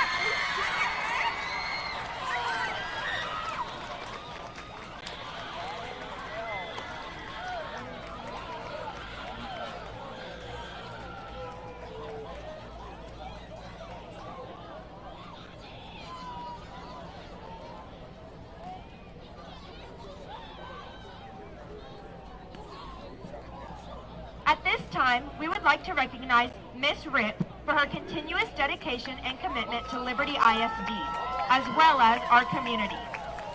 She is an amazing 97 years young. She taught at Liberty High School for 40 years, where she was also the Prancer sponsor. Even upon her retirement, she has been a part of the homecoming festivities every single year, helping to ensure the success of this night for both our current students as well as the alumni that come back every year to celebrate and remember. At this time, we would like to recognize her Panther through and through. This will be Miss Ripp's last year with us, leading our homecoming festivities. Can you please stand with us? Going to retire from this duty starting next year. So last year, and Mrs. Rip, who anybody who grew up in Liberty, went to Liberty High School, they have known. She has been a big part of the community for all these years. And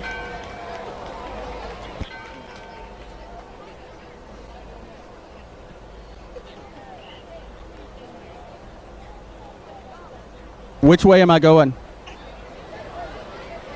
They're right in front of me.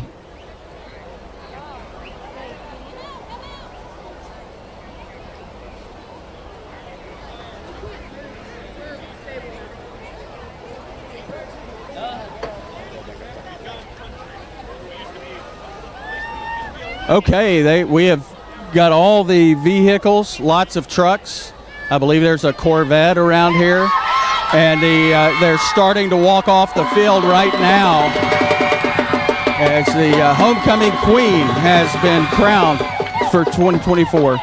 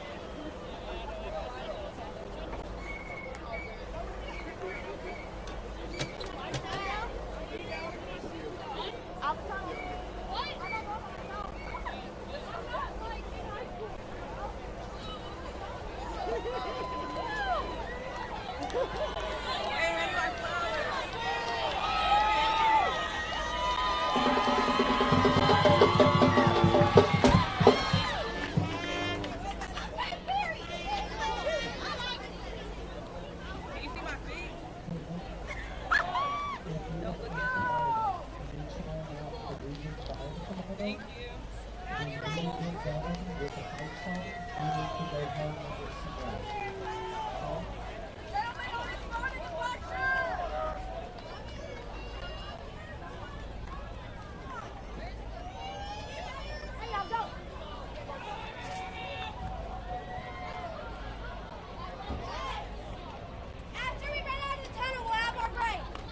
Excuse me.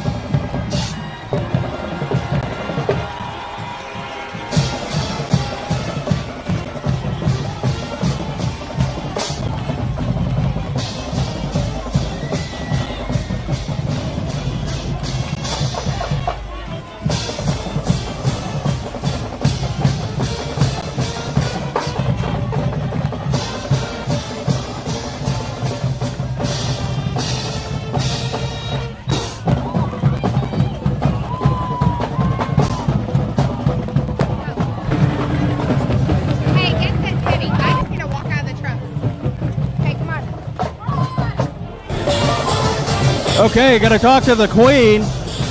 Just moments ago, crowd, as she gets up into the truck that will take her away. How surprised are you? I'm surprised. I'm excited. Congratulations. Thank you.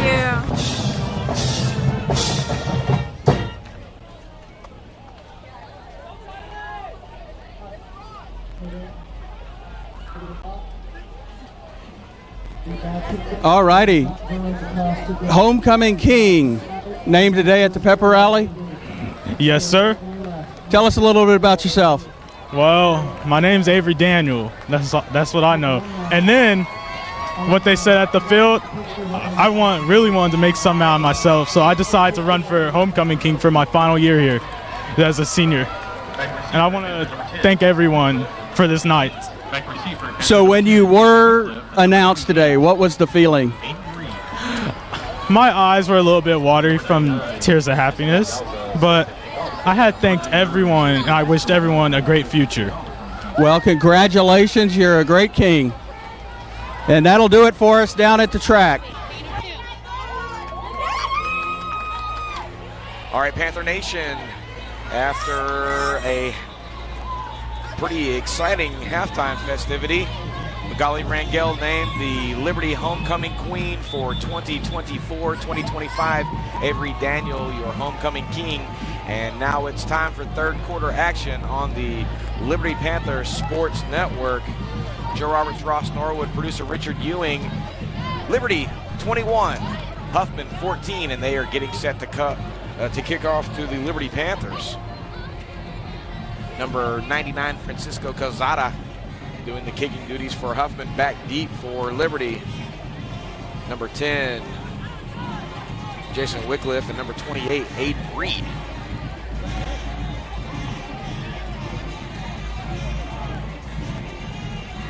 And Coach Harrison running onto the field.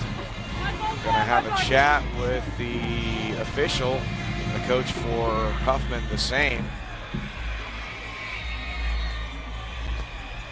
Capacity crowd tonight here at Memorial Stadium for homecoming in the 10-4A opener. I'm not sure what they're talking about right now, but they are having a chat about it.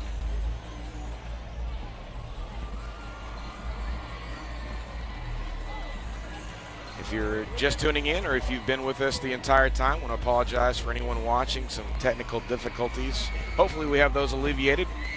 Mr. Ewing and his crew down there doing everything they can to MacGyver this thing to make it work. Well, both coaches seem satisfied, and the officials are getting set. And now we are just about to be underway. Third quarter action in Liberty, Texas on homecoming night 2024. Calzada with the kick, and that's going to be a low squibber. And Wycliffe's going to pick that up about the 24. He's still on his feet, and he's going to get all the way up to the Panther 30, probably about 38-yard line. And the Liberty Panthers will look to continue their march forward, chewing up a bunch of clock in the second quarter. And there is a flag on the field at the 40-yard line. We'll see what that's all about. May have been an offside. Waiting on Ross, our Scoop Norwood down on the sideline. Checking out our sideline. Kim had some problems with that, and our two young ladies down there figuring out a way to make it work so we can get some really cool interviews. First and 10 for the Liberty Panthers, and it is going to be on their own 37-yard line as we finally get underway. Not really sure how the clock didn't run at all, but I don't see any time off of the clock. Frankie Mares leading the Panthers back onto the field, and he will be under center again. Wycliffe in motion. Going to hand the ball to Fowler. Bounces left, still on his feet. A host of Falcons trying to get underway. This is going to be a pickup of about 4 or 5 yards. This is where they're spotting that. It's going to be about 5. There is something going on in the backfield. It's the clock, Joe. Oh, the clock. Oh, that's right. I knew there was something wrong when I looked over there and I saw 12 after the squib kickoff. So it probably should be about 10 or 15 seconds that are off. Not an issue. There is a designated official keeping the score on the field. Well, when I came back up here, I saw them walking by me, so I'm not sure they were even in the press box when that happened. That may be somebody walking behind me as well.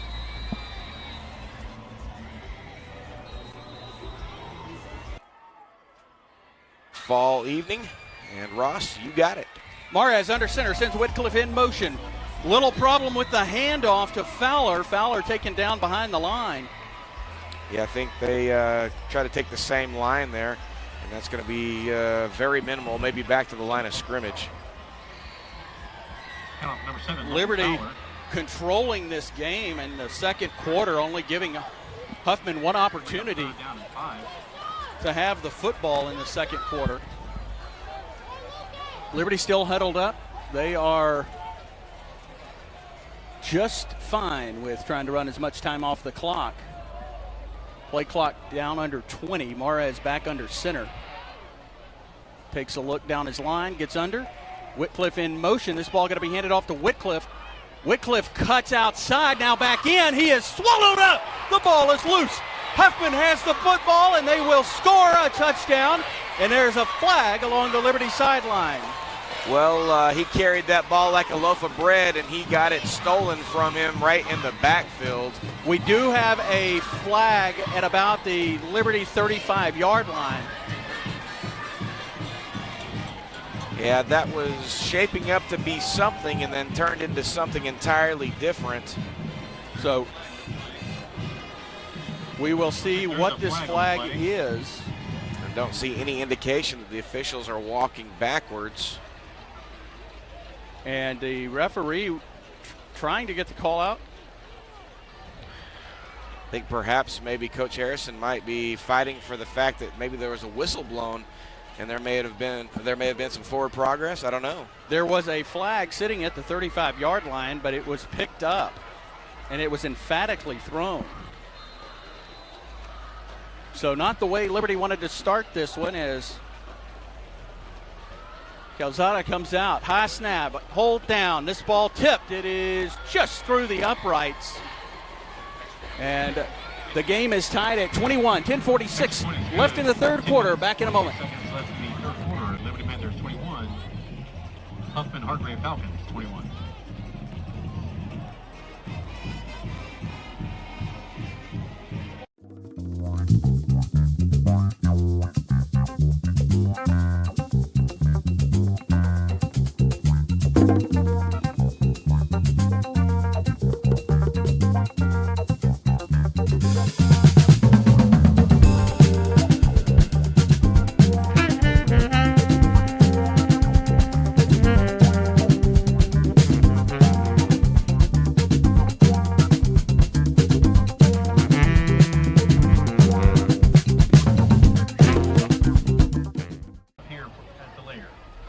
And we're back, Panther Nation. Thank you for joining us on the Panther Sportz Network. Ross Norwood, Joe Roberts. 10:46, the Falcon defense with a takeaway and not a scoop and score, a grab and run, and they scored defensively to tie it up. And we're all knotted at 21 here in the third quarter, Ross. So Huffman will kick this ball back to Liberty. The deep men for Liberty on the right side, Jason Whitcliffe. On the left side, Aiden Reed. The Panthers will take this ball and move right to left. Calzada approaches the football, swings the leg. This ball angling towards the sideline. Fowler gets it at the 32. He runs a few yards, and he is going to be pushed out of bounds, a late flag. And Joe, that may be an unfortunate set of events for Huffman. Yeah, I think a similar situation happened in the first half, but he was well out of bounds, and I don't think that kid was trying to hit him. I think his momentum took him into it. Well, no, Fowler was taken down by a Liberty player who had been hit. Oh, that's right. You're right. But at any rate, Liberty will take it, assuming they call it.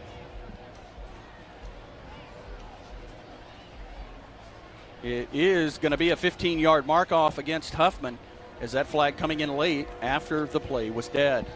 Liberty going to try and take advantage of this, as they're going to be deep in Huffman territory for this second drive of the third quarter and try to shake off that little yip they had right there to come out of halftime.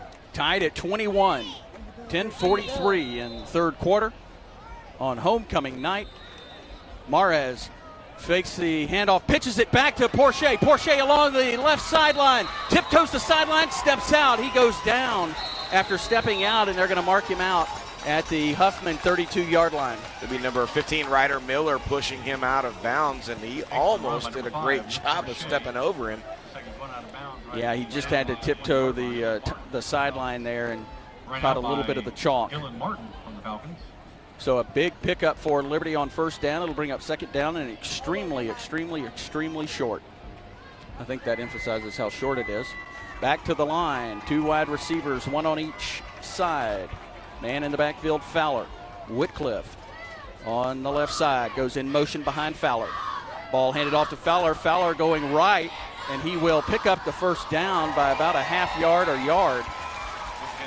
And Liberty moves the chains, the clock momentarily stopping. Now the referee winding it, and we're under 10 minutes and 30 seconds left in the third quarter. A 21-21 tie. Liberty owning the first half as they held the ball for almost the entire second quarter in two different drives.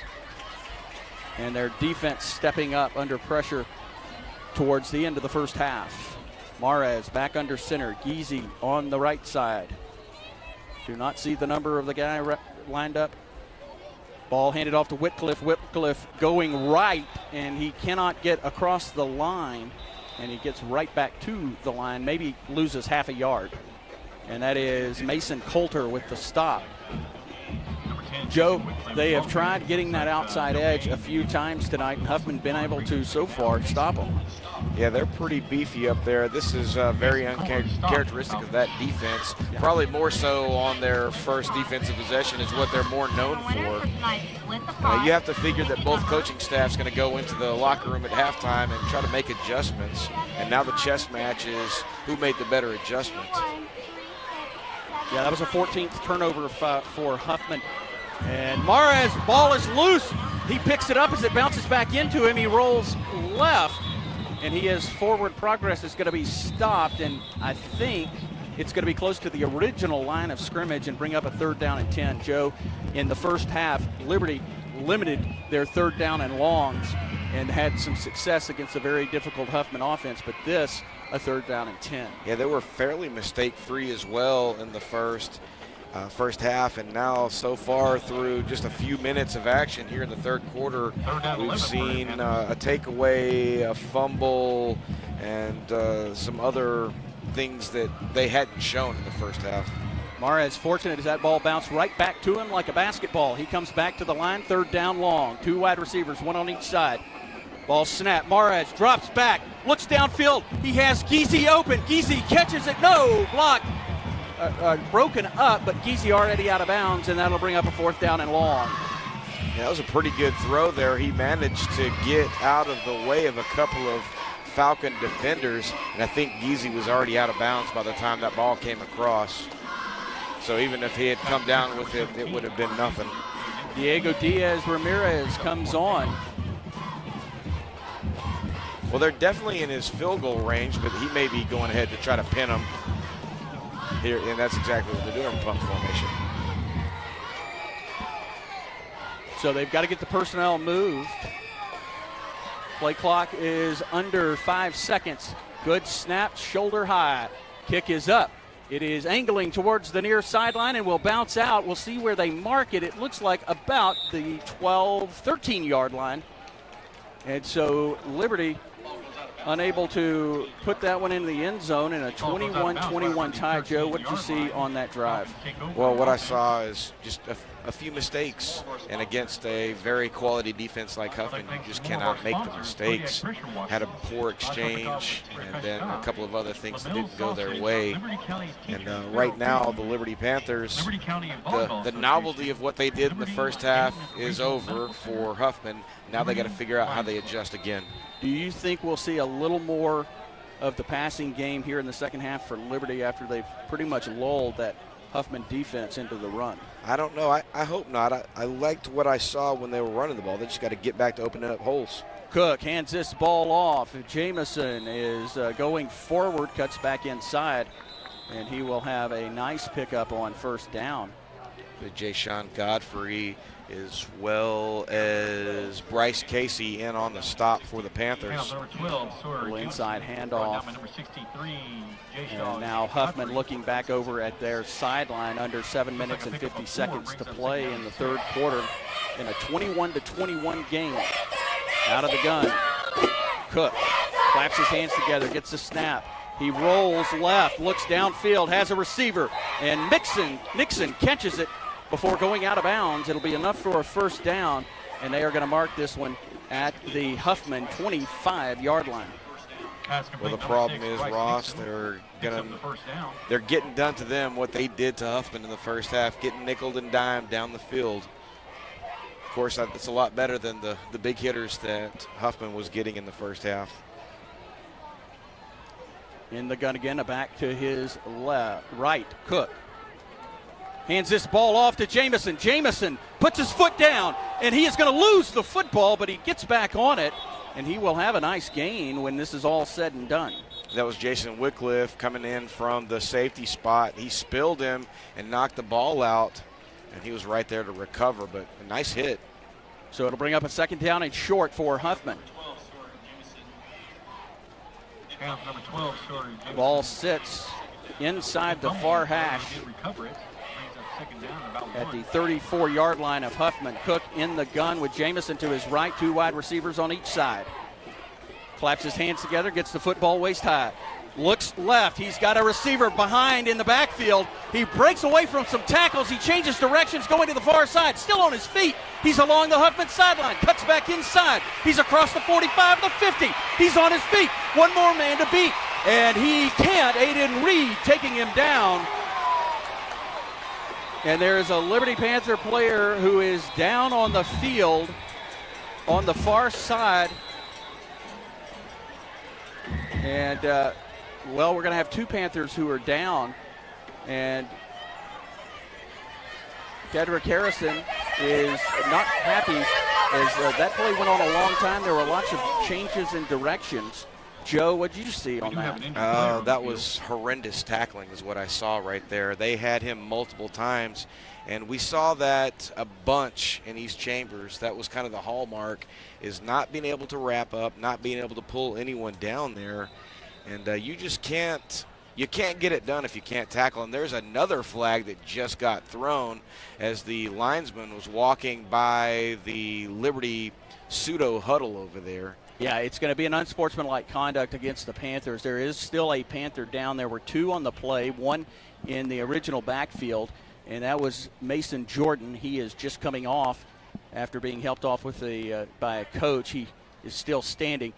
1 Panther, we do not see who. is still down. Aiden Reed over there, who made the tackle, and I think he got rolled up a little wrong. Hopefully he just got the breath knocked out of him. And he pops up after getting help from Michael Pope as well as the trainer for Huffman. And Joe, that was an unfortunate play there. They had Huffman behind the line, and a couple of changes in directions. You thought they were going to probably end that play for a loss or very minimal gain. There's going to be an unsportsmanlike conduct that got thrown late against the Liberty Panthers. And this is the point, Ross, where we don't want to see the Panthers just implode. They have played one heck of a game. Now we're going to have another one thrown by the linesman against head coach Kedrick. Yeah, Coach Harrison, he's pretty fired up right now. And I'll be honest with you, I think he feels a little undone by what the officials are calling, and maybe there's some credence to that, not sure. But that's going to keep tacking on some distance, and he's still trying to get an explanation over here from the official.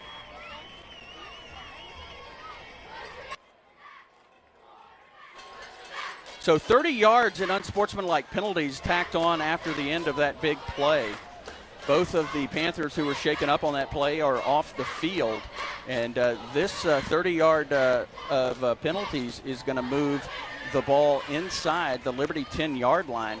And that flag coming out pretty easily on that one. Very easily. Coach Joe Slack standing over there by Coach Harrison, going to try to get him pulled back.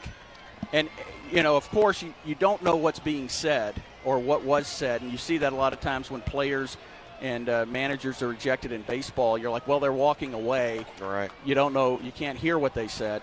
The linesman going to run back to his spot. Whatever was said, he didn't care for it too much because he threw the flag twice. So back in the shotgun, man in motion, left to right. That's Nixon. Ball going to be handed off to Jamison. Jamison strutters his feet. He is going to go in standing to the end zone. And like that, Huffman quickly with 14 points with 6:31 in the third quarter. And they take the lead 27-21, the first time they've had the lead since the first quarter. Yeah, that's just an outcome of some penalties that really gave them free yards. And when you have an explosive offense like this that Huffman has, you can't really spot them stuff. I'm not going to criticize the officials. I will say the communication seems to be a little tough, as that is through the uprights, making it 28-21, 6:31 in the third quarter on the Panther Sports Network. Back in a moment. 6 minutes, 31 seconds left in the third quarter. Liberty Panthers 21.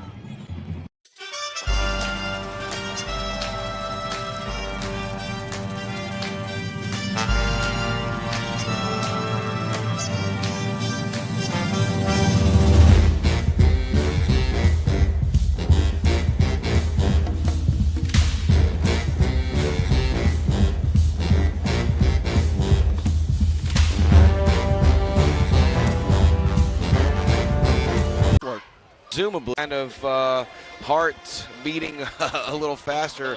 That portion of their special teams game has been maybe not the best. 1:50 to go here in the third quarter. 28-28, your Liberty Panthers trying to get that momentum shift back in their favor. And this has been a game, Ross, that I don't think anyone expected. Well, it is a game in which, and none of the people playing on this field will remember, but in Liberty history, this ball snapped, low snap, fielded at the knees by Cook. Cook is going to go with it, is going to be taken down at about the 45-yard line of Huffman. And as you can see, the chippiness is starting to really intensify in this 28-28 game as we move closer and closer to the fourth quarter. It'll be about a 5-yard pickup for Cook. And one of the challenges for this officiating crew as this game plays out is going to be staying on top of the extracurriculars. Cook in the gun. He snaps this ball, holds it to Jamison, and Jamison is going to barrel forward to about the 49-yard line. Cole Lawrence, and I think I called the wrong thing on everything. Cook did not snap the football. Well, that's okay. It will be a first down, says the officiating crew. They're going to spot it at the 50-yard line.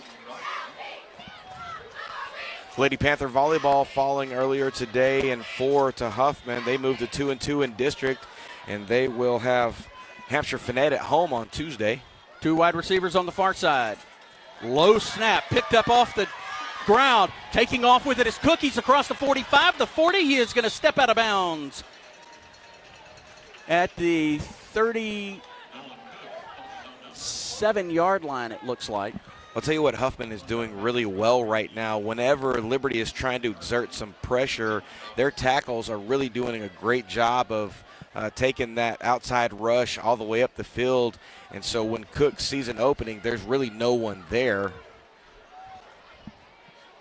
But getting back as the clock is stopped because he went out of bounds, they look over to the Huffman sideline for the play. Cook in the gun. Jamison to his left. 2 wide receivers on the far, 1 on the near. Claps his hands together, hands this ball off to Jamison on first down. He is staying on his feet as Lawrence had a hold of him. And we are now going to have a late flag after the play. Well, that was number 81, Cody Sandifer, came flying in there, and it looked like he was doing some mutton busting there. And this is going to go against Liberty. It'll be a post-play penalty. And it will be a personal foul. Looks like a personal foul against Panthers. And the officials very mindful now as this 28-28 game with 33 seconds, very mindful of the things happening after the play. Not that they weren't before, but definitely trying to stay on top of it. So this will move the ball inside the Liberty 20-yard line. The clock winds, and we are going to have the line judge indicating time here. He's going to go talk to the referee. They're on the near side. I think they needed to get some paperwork on who that personal foul was. They're going to put some time on the play clock back to 25 seconds. Cook in the shotgun, 2 wide receivers on the left side. Cook gets this one. Jamison takes it, runs inside, bounces outside. He's across the 10, the 5, flag down. He's in the end zone. There are going to be a couple of flags. There's going to be a flag on the play and one after the play. A Panther down at about the 10-yard line. And I would be shocked if this play stands, if the touchdown stands. As a matter of fact, I think we're going to have 2 penalties, one during the play and one after the play. They'll get this sorted out. The Panther Shellhammer, Mason Shellhammer, is able to get up. Looked like he was stepped on. And they're going to get this thing sorted out here. Still no indication. It is against Huffman as they are walking this one back. And it will be placed at the 22-yard line. Joe, did you catch any signal of what that was? I'm going to be honest with you, I did not. I was over here trying to find some stats real quick, and I missed that. It's a moment of clarity for me. Cook looking over, and we're going to have the end of the third quarter. We're knotted at 28. We have the fourth quarter on the Panther Sportz Network after this.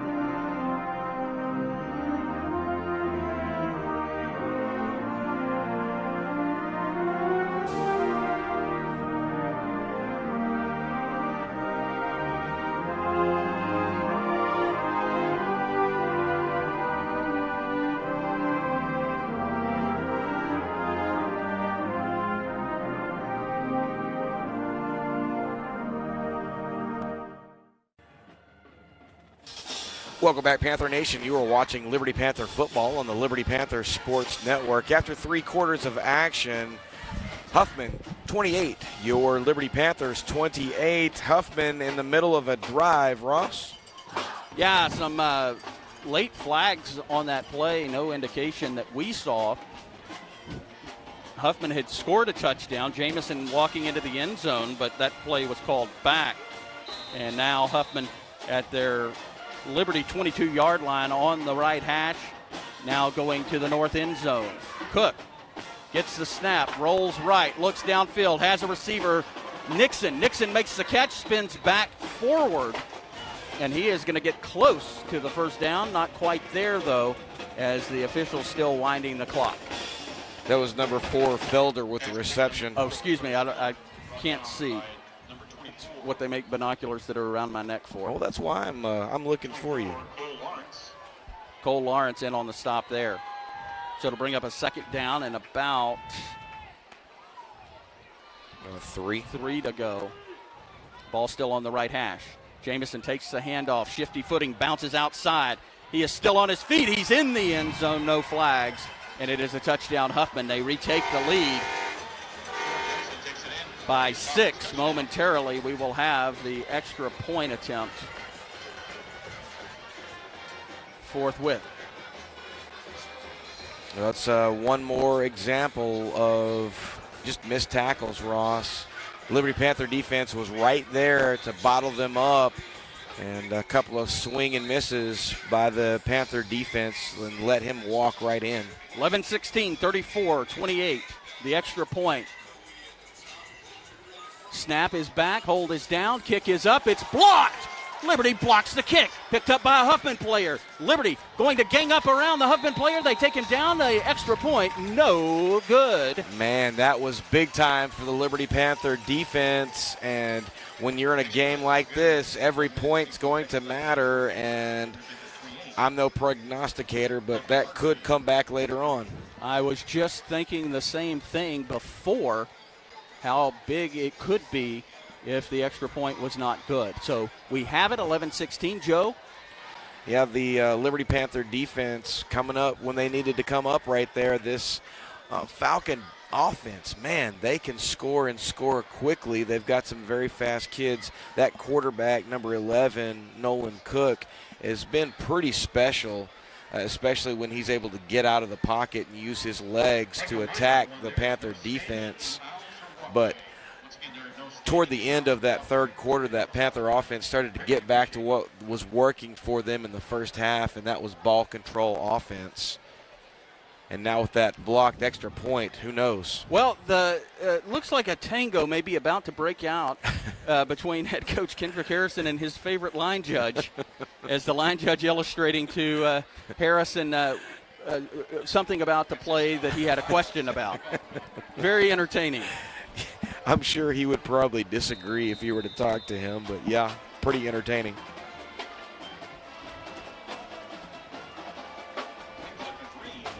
Calzada has the ball teed up at the 40-yard line. Last time, Huffman attempted an onside kick. It went out of bounds.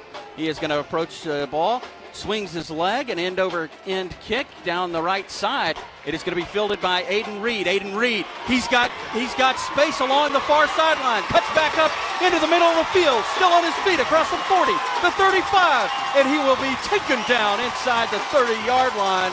And there do not appear to be any flags. Man, that was a response. Aiden Reed made some great cutbacks, and the Panthers special teams right there opened up some big lanes for him to run through. As a matter of fact, they get that one all the way down to the Huffman 26-yard line as they trail Huffman's by 6, 34-28 with 11:03 left in the fourth quarter. Talk about a tango, Ross. Both of these teams have been going at each other, and quite frankly, this is probably the most fun game that I've watched in the last several years. So now Huffman brings their defense out, and they do have some big linemen. Very tall and athletic. Mares under center. He is going to hand this ball off. It is loose, and Huffman. That was out the entire way. He never had control of that coming through, and I think he probably would have picked up some yards there. And we're going to get a Panther get rolled up. One of the big boys up front maybe caught a cramp there. 10:59 to go here in the fourth quarter. And, man, you just make a great special teams play, a great return. Yeah, and that was something in the first half Liberty did not have. That is the second turnover for the Panthers in this second half. They trail Huffman 34-28, 10:59 left in the ball game. But Huffman now coming back out, and that ball going to be at the Huffman 24-yard line. So Cook leads his team back out. Now jumping up and down, trying to shift some personnel. Quickly gets the snap, hands this ball off, an inside run. Initial contact behind the line. He's going to be taken down for a loss. That was pretty big right there. Pepper Dubose, amongst others, coming in there with the stop, as well as looks like Mason Shellhammer. Hunter Navarro, the ball carrier, who got a pretty decent-sized loss. They're going to say forward progress, so it's only going to be about a 2-yard, 3-yard loss. Well, every little bit helps for Absolutely. this Panther defense. And it looked like he was going to get out of that, and the Panthers kept on swarming and were able to contain him for the loss. It did look like it was going to be a good play for the defense. 4 linemen for the Panthers. Ball going to be handed off again to Navarro. Navarro shifty, running low. He is hit and falls forward, and he will get up. Nice little pickup there. He will be a yard in front of the original line of scrimmage to bring up a 3rd down and 9. Well, I'm not sure what the number was. It could have been Keenan Clevenger, but that time the Panther defensive lineman, he kept a paw on him and didn't let him go and allowed the rest of the defenders to get there and stop him. And this is a nice spot for the Panthers to be in, 3rd and long. Bacon is next to Cook. Cook drops back. He rolls right after looking downfield. He's got Bacon. Bacon at the 40, still on his feet, and he will be hammered down at the Huffman 45-yard line on the far side. Well, that's kind of rough right there, Ross. Letting the quarterback get out, nice contain, and then just really made a beautiful jump pass and found his receiver all by himself. Huffman not in a hurry. They have a 6-point lead as the clock ticks under 9 minutes and 15 seconds left to play in this game. Huffman coming to the line with under 10 seconds on the play clock as they furiously move into position. Cook takes the snap. He is going to hand off inside to Jamison. Jamison shifting his feet, going left now as he is going to pick up about 5 on the play up to the 50-yard line. Number 12, sorry, Jamison, the ball carrier. Looks like a pickup of 5, brings up 2nd down. So it'll bring up a 2nd down and 10. Number 63. Let's see, I'm trying to get my numbers. Earlier I called that for Shellhammer, and that was Ryan Monk. And then that time I almost called Ryan Monk, and it was Mason Shellhammer. Liberty with 4 linemen on the defensive line. And ball is snapped. Rolling out to the right is Cook. Cook connects with his receiver on the far sideline just in front of the 1st down marker, and that will be a 1st down as the reception was by Curtis Felder. And that one was almost a really bad set of events there, as Cook did not pick up the Liberty defender until the last possible second, was able to get rid of that ball.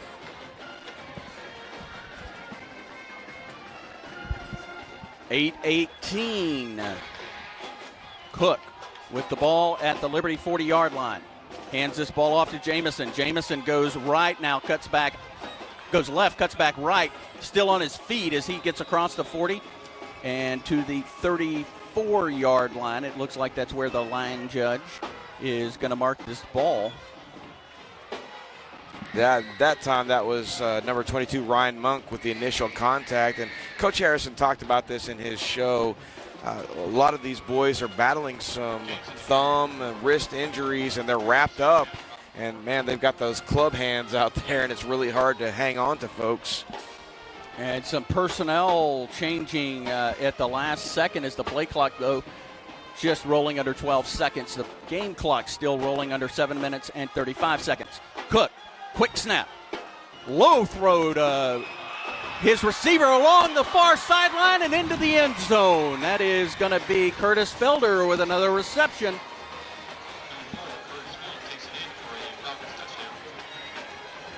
And we're not real sure. There's a lot of movement on the far sideline with the coaching staff way out on the field. But they were all pointing in the direction of the sideline. So a touchdown, making it 40-28. Yeah, well, I suspect they're going to go for 2 here to try to pick back up that extra point that got blocked. Well, that would explain the emphatic motions of the coaches on the far sideline. And we are going to get a timeout as the line judge comes in to talk to the referee.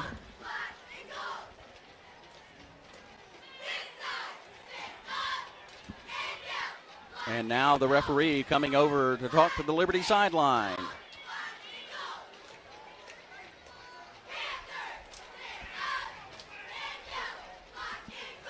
And they are going to move some personnel. Their line judge dropped a flag.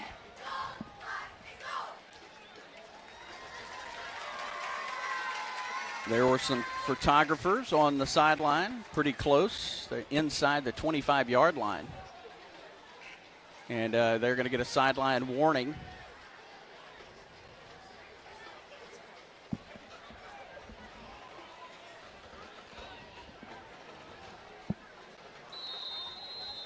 And we will have the point after attempt, and now a whistle on the far side. And there is a tad bit of confusion, and I can't take responsibility for this one. Well, no, the play clock is running right now as well, so I don't know what they're doing. Well, it says 0 now, so I don't know where we're at on that. Well, it's not going to be Huffman's because the ball just set. Okay. So a 2-point conversion attempt. Cook, empty backfield. Rolls right, under pressure, throws, has a receiver in the end zone. And I will see who has that reception. It looks like Tyler Eckerman. And it's 42-28 with 7:23 left. We'll be back after this.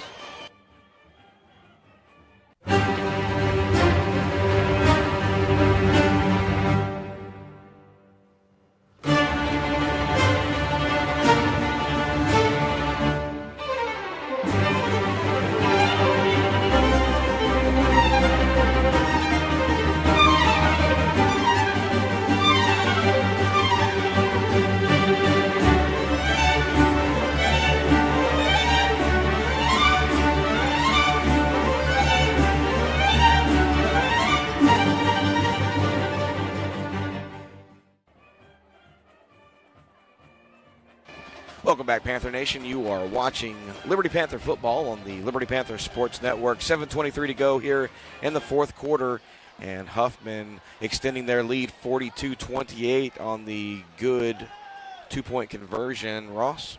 Well, you were talking in the break, Joe, about the play along the far sideline. Talk a little bit about what you saw on that big pickup for Huffman. Well, Felder was all alone. Cook moved the pocket, and Felder there was no one in the vicinity. He picked it up, and he, quite frankly, could have probably walked into the end zone. End over end kick fielded by Reed at the 10. Reed running right, and he is cutting back across the field along the far sideline, and he will be taken down in Liberty territory, and a late flag thrown by the line judge. This is going to be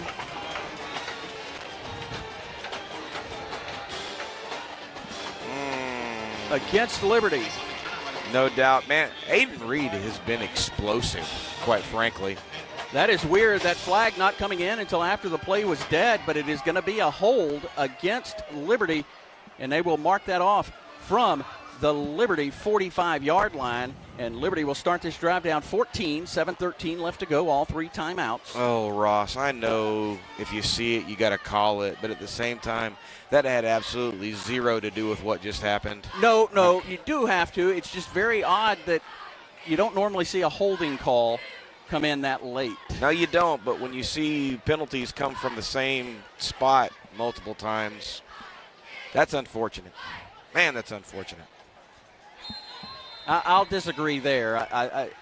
It just so snap ball. Mares rolling left now, and he is going to throw this one away, and they are going to potentially get him for intentional grounding. Well, he's outside of the pocket, and it got past the line of scrimmage, so they can't get him for that. Oh, okay. So I think that was a pretty smart play from him. Yeah, that is a smart play to get rid of that ball, and you just lose the down. So 2nd down and 10 from the Liberty 35-yard line along the middle of the field. Not along, in the middle of the field. Mares again in the shotgun. Takes the snap, rolls right. He's got a receiver, and that is going to be Cade Carter with the reception, the first reception for Carter this year in his first game back. That was a nice designed play. Came across on that underneath crossing route, wide open. And a good eye from Mares. Mares quickly to the line, fakes the handoff. He is going to take this ball and move forward. I'm not sure everyone was ready before they snapped that ball. I said a fake handoff. He looked to his left, and he didn't have a person to hand it off to. Well, I think that ball got snapped a little sooner than he was ready for. Liberty trying to hurry here with a 14-point deficit. Mares in the shotgun. Porche to his left. Quickly throws it, rolls left. Pressure. Mares going to unleash it, but no intended receiver there as he was under a ton of pressure. Yeah, they try to do the same thing, just go in the other direction, and just a little overthrown for Carter to handle. We'll stop the clock, though. Ball at the 49-yard line of Liberty. On the near hash mark. Liberty moving from our left to right. Ball going to be handed off to Porche. Porche's got some room on 3rd down. He's still going. And we will see where they stop forward progress. It is in Huffman territory. It will bring up a 4th down and quite a few, but manageable. Your Panthers on the road next week, heading to Livingston. The 7:30 p.m. kickoff. We'll be there with that. So ball is at the Huffman 47-yard line. Excuse me, the 46. Mares trying to get a hard count here in the shotgun formation. Porche behind him. Hand off to Porche. Porche goes forward, steps back, loses his football. It's recovered by Huffman. And that is going to be Jake Tinnan with the recovery for the Falcons with 5:31 left to play in this game and a 42-28 Huffman lead.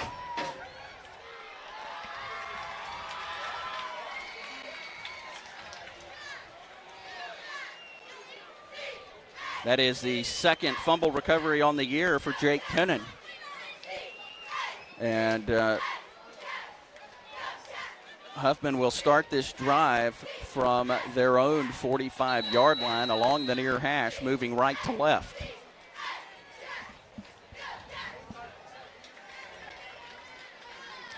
Comfortable 14-point lead for the Falcons as they have turned on their offensive output here in the second half. Liberty with 1 touchdown in the second half. Cook, man on his left hip pocket. And this ball is low, snap, and it is going to be a busted play there as the Liberty defense able to get in there and close off any holes the Huffman offense had opened.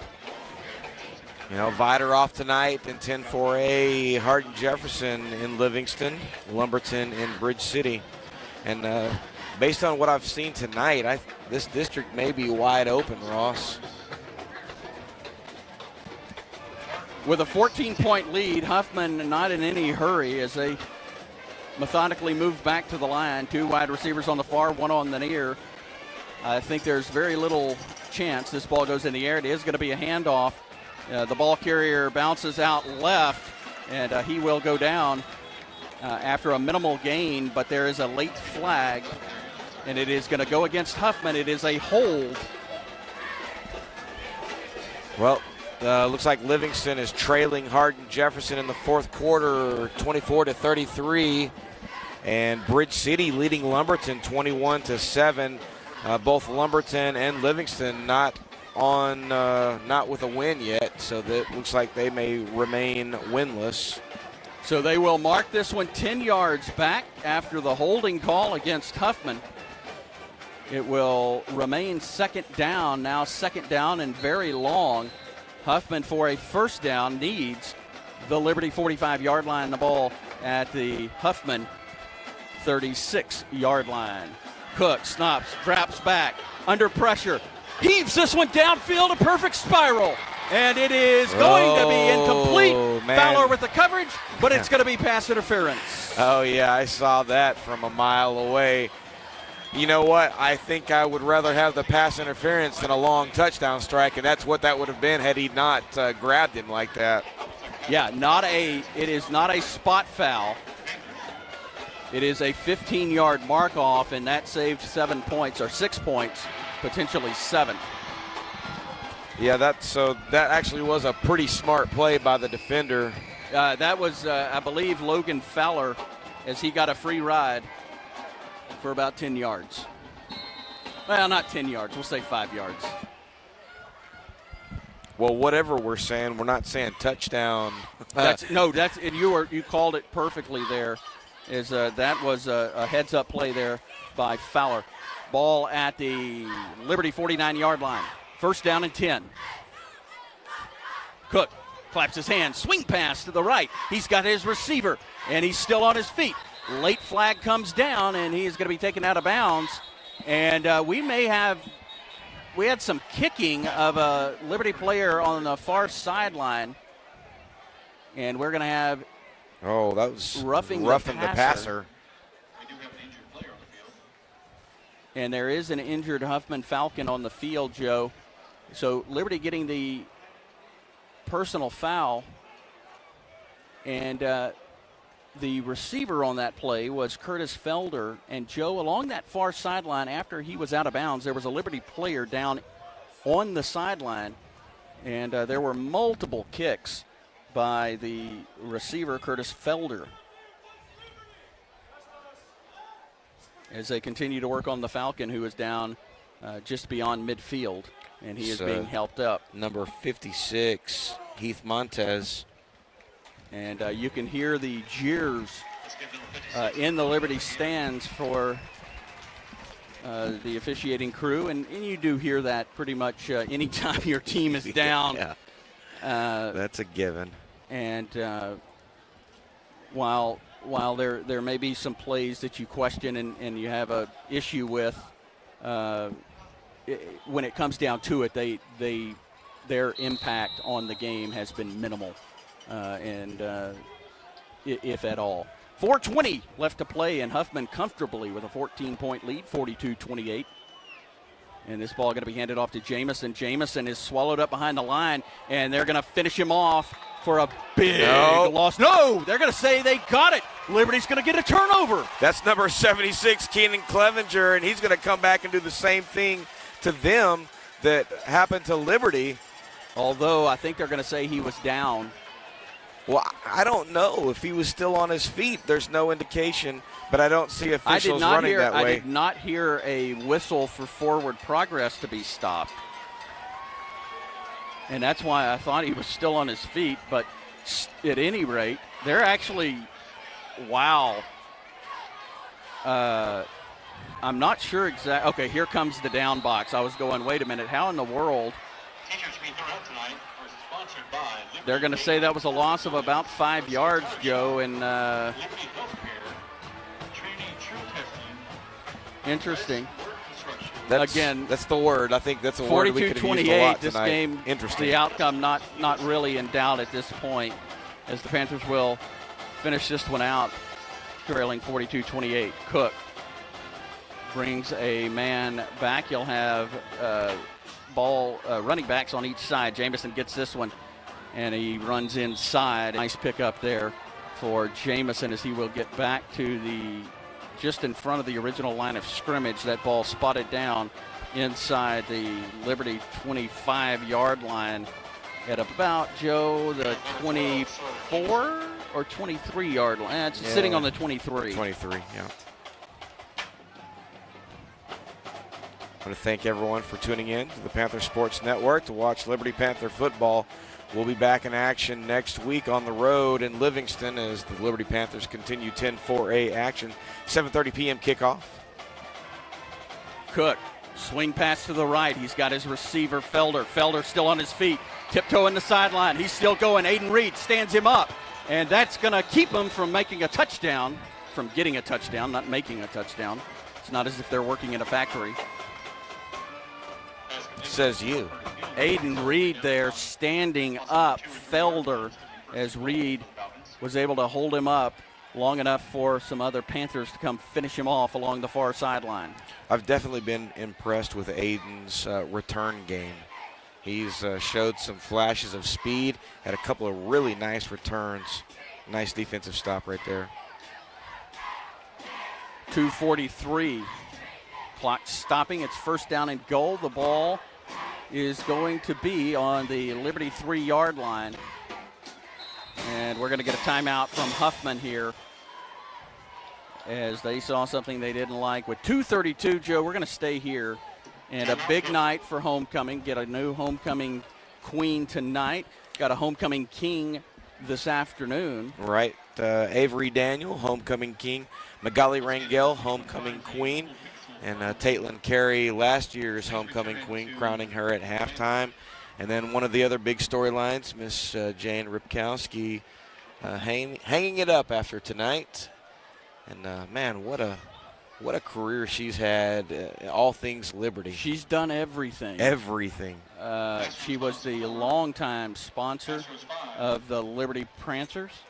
And not to mention teaching 40 years before she retired, and I'm not even sure she wanted to hang it up then. And she also did driver's ed for a long time.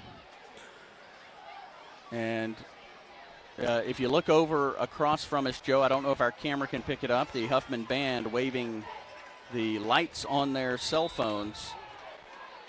And we're now going to have a timeout for Liberty with 2:32. But there's a lot of confusion, Joe. That's the theme as Huffman made some personnel changes. Now there it is, the lights. I'm going to thank all of our AV team tonight. Did a pretty good job as usual, led by the incomparable Richard Ewing. That is an understatement. So 42-28, Joe. This game starting out so strong in the first half for Liberty, and Huffman able to regroup at halftime and really turn up the offense. Well, really it came down to about a 4-minute segment at the beginning of the third quarter, and that's the difference in the two scores. They get a takeaway and score on that. On the first drive, and then they come and score really quickly, just not too long after that. And that's really been the difference. The Liberty Panthers have played extremely well. Definitely bounced back from that ugly performance 2 weeks ago down in Winnie against East Chambers. 2:32 left. Cook in the gun, back to his left. Ball going to be handed off, and no, it's not. He keeps it, and he is going to get in for a touchdown, say the line judges. And with 2:25, Huffman adds to their 42-28 lead, making it 48-28. Well, I'll tell you, momentarily. If you were to wake up tomorrow and look at the stat line and see the score and think, man, Liberty got dominated, you would be incorrect. Aside from this little chunk here and chunk there, Liberty has played very, very well. And I know Coach Harrison is not going to like that, but there are a lot of things that he's going to be able to hang his hat on moving into next week against Livingston. Calzada on for the extra point. The kick is up, and it is high and through the middle of the uprights. And with 2:25, Joe, I guess we'll just stay here, a 49-28 Huffman lead. Also, the distinguished alumni honored at the conclusion of the first quarter. Josh Sullivan, a 1999 Liberty High School graduate. Erica Wolf Toller, who was a 1998 graduate of Liberty High School. And Patty Watson, a 1962 graduate of Liberty High School and a longtime educator and later a school board member. I want to thank Dr. Kate Chambers for hooking us up with some graphics to put on the stream for that. Well, and I was in school with both Josh Sullivan and Erica Wolf Toller, and Miss Watson was one of my 5th grade teachers. See, you're saying, okay, never mind, I can't say that. You were calling me old. Turnabout's fair play, right? You had already graduated college. Okay, don't worry about when I graduated. You were having college. your 10-year college reunion. Maybe 15. Maybe 15, you're right. Calzada tees it up. He is going to kick this one off as it's going to skip by Reed. Reed goes back, fields it at the 5. He's going to pick it up. He's still on his feet. He's caught up around the ankles, and they come in, a host of Huffman Falcons along the far side to take him down with 2:17. Liberty will start this drive from their own 15-yard line. Bridge City extending their lead against Lumberton in the 4th quarter, 28-7. Hardin Jefferson still leading Livingston 33-24. And again, Vider off tonight for 10-4A. We'll be live next Friday night, 7:30 p.m. kickoff in Livingston, Texas. On the road again as your Liberty Panthers look to get in the plus column against the, looks like going to be continued winless Livingston Lions. So somebody's going to get a win next week. And don't correct me on that. I know what I said. The reunion of Huffman and Liberty in the same district. 2:17 left in that. As Mares drops back, throws. There is a Huffman defender. He makes the interception, and that is going to be Bryce Nixon. And that along the near sideline. And with 2:11, Huffman gets the ball back in Liberty territory. I'm be honest with you. I'm not sure he was throwing that to. There was not a Panther in the area. Now, to be fair, he was getting a lot of heat there, but, well, I guess I'll just leave it at that. Yeah, there was a lot of pressure to Mares, who has played a very nice ball game, both offensively and defensively. 49-28 on homecoming. The Huffman Falcons in control. Still a pretty big crowd for a 49-28 game. Memorial Stadium reaching capacity at the start of this one. And Huffman hands the ball off. Well, Huffman doesn't. Cook hands the ball off to Drayden Bacon. And Bacon picks up enough for a first down. And we're now under 2 minutes. No, they're going to say 8 yards, not 10.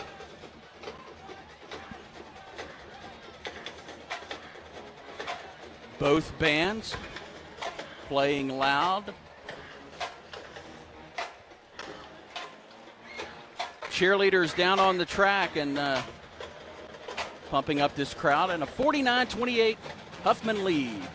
Cook takes a look back at the play clock, is going to hand this ball off to Bacon. Bacon shifting his feet, is going to keep going forward. He'll have a first down. He'll have more than enough for a first down. And Joe, this is really a time where both teams have to keep their emotions in check in a 49-28 game. How good does that Liberty band sound right now? They actually, when Sean Smith took over, they were already pretty good. Bob Smith was here, and then he took over a great program. Has really tried to breathe some life back into it. A lot of numbers for him. Into the victory formation and taking a knee is Cook, and this one is going to be over. They'll have to snap it one more time, I believe. Yes, because there's about a 10-second difference, and now Huffman coming to the line. One more knee will do it on homecoming. And some extracurriculars there. A lot of emotion as Huffman will be victorious, 49-28. Joe, your thoughts? Well, overall, I really am pleased with what I saw from the Liberty Panthers. Man, they came out and they tried something different. They moved away from that spread, got back into more of a traditional ground and pound attack, and were able to really put Huffman on their heels. They were not expecting that even a little bit, and consequently they got a lead. They kept on doing what they were doing, and it was just ultimately a few mistakes here and there that really caught up to them and really stalled out what otherwise was a pretty nice night. Yeah, and what a great first half. Lots to build on. You don't want to hear that from as a coaching staff or even a player's perspective. But it is an accurate statement, a phenomenal first half for Liberty. And they have some things to work on before next week when they travel to Livingston. For Joe Roberts, Richard Ewing, our entire cast of characters. That whole cast. The entire cast. I'm Ross Norwood. We'll talk next week from Livingston. Have a great weekend. Your unhappy final, 49-28 Huffman.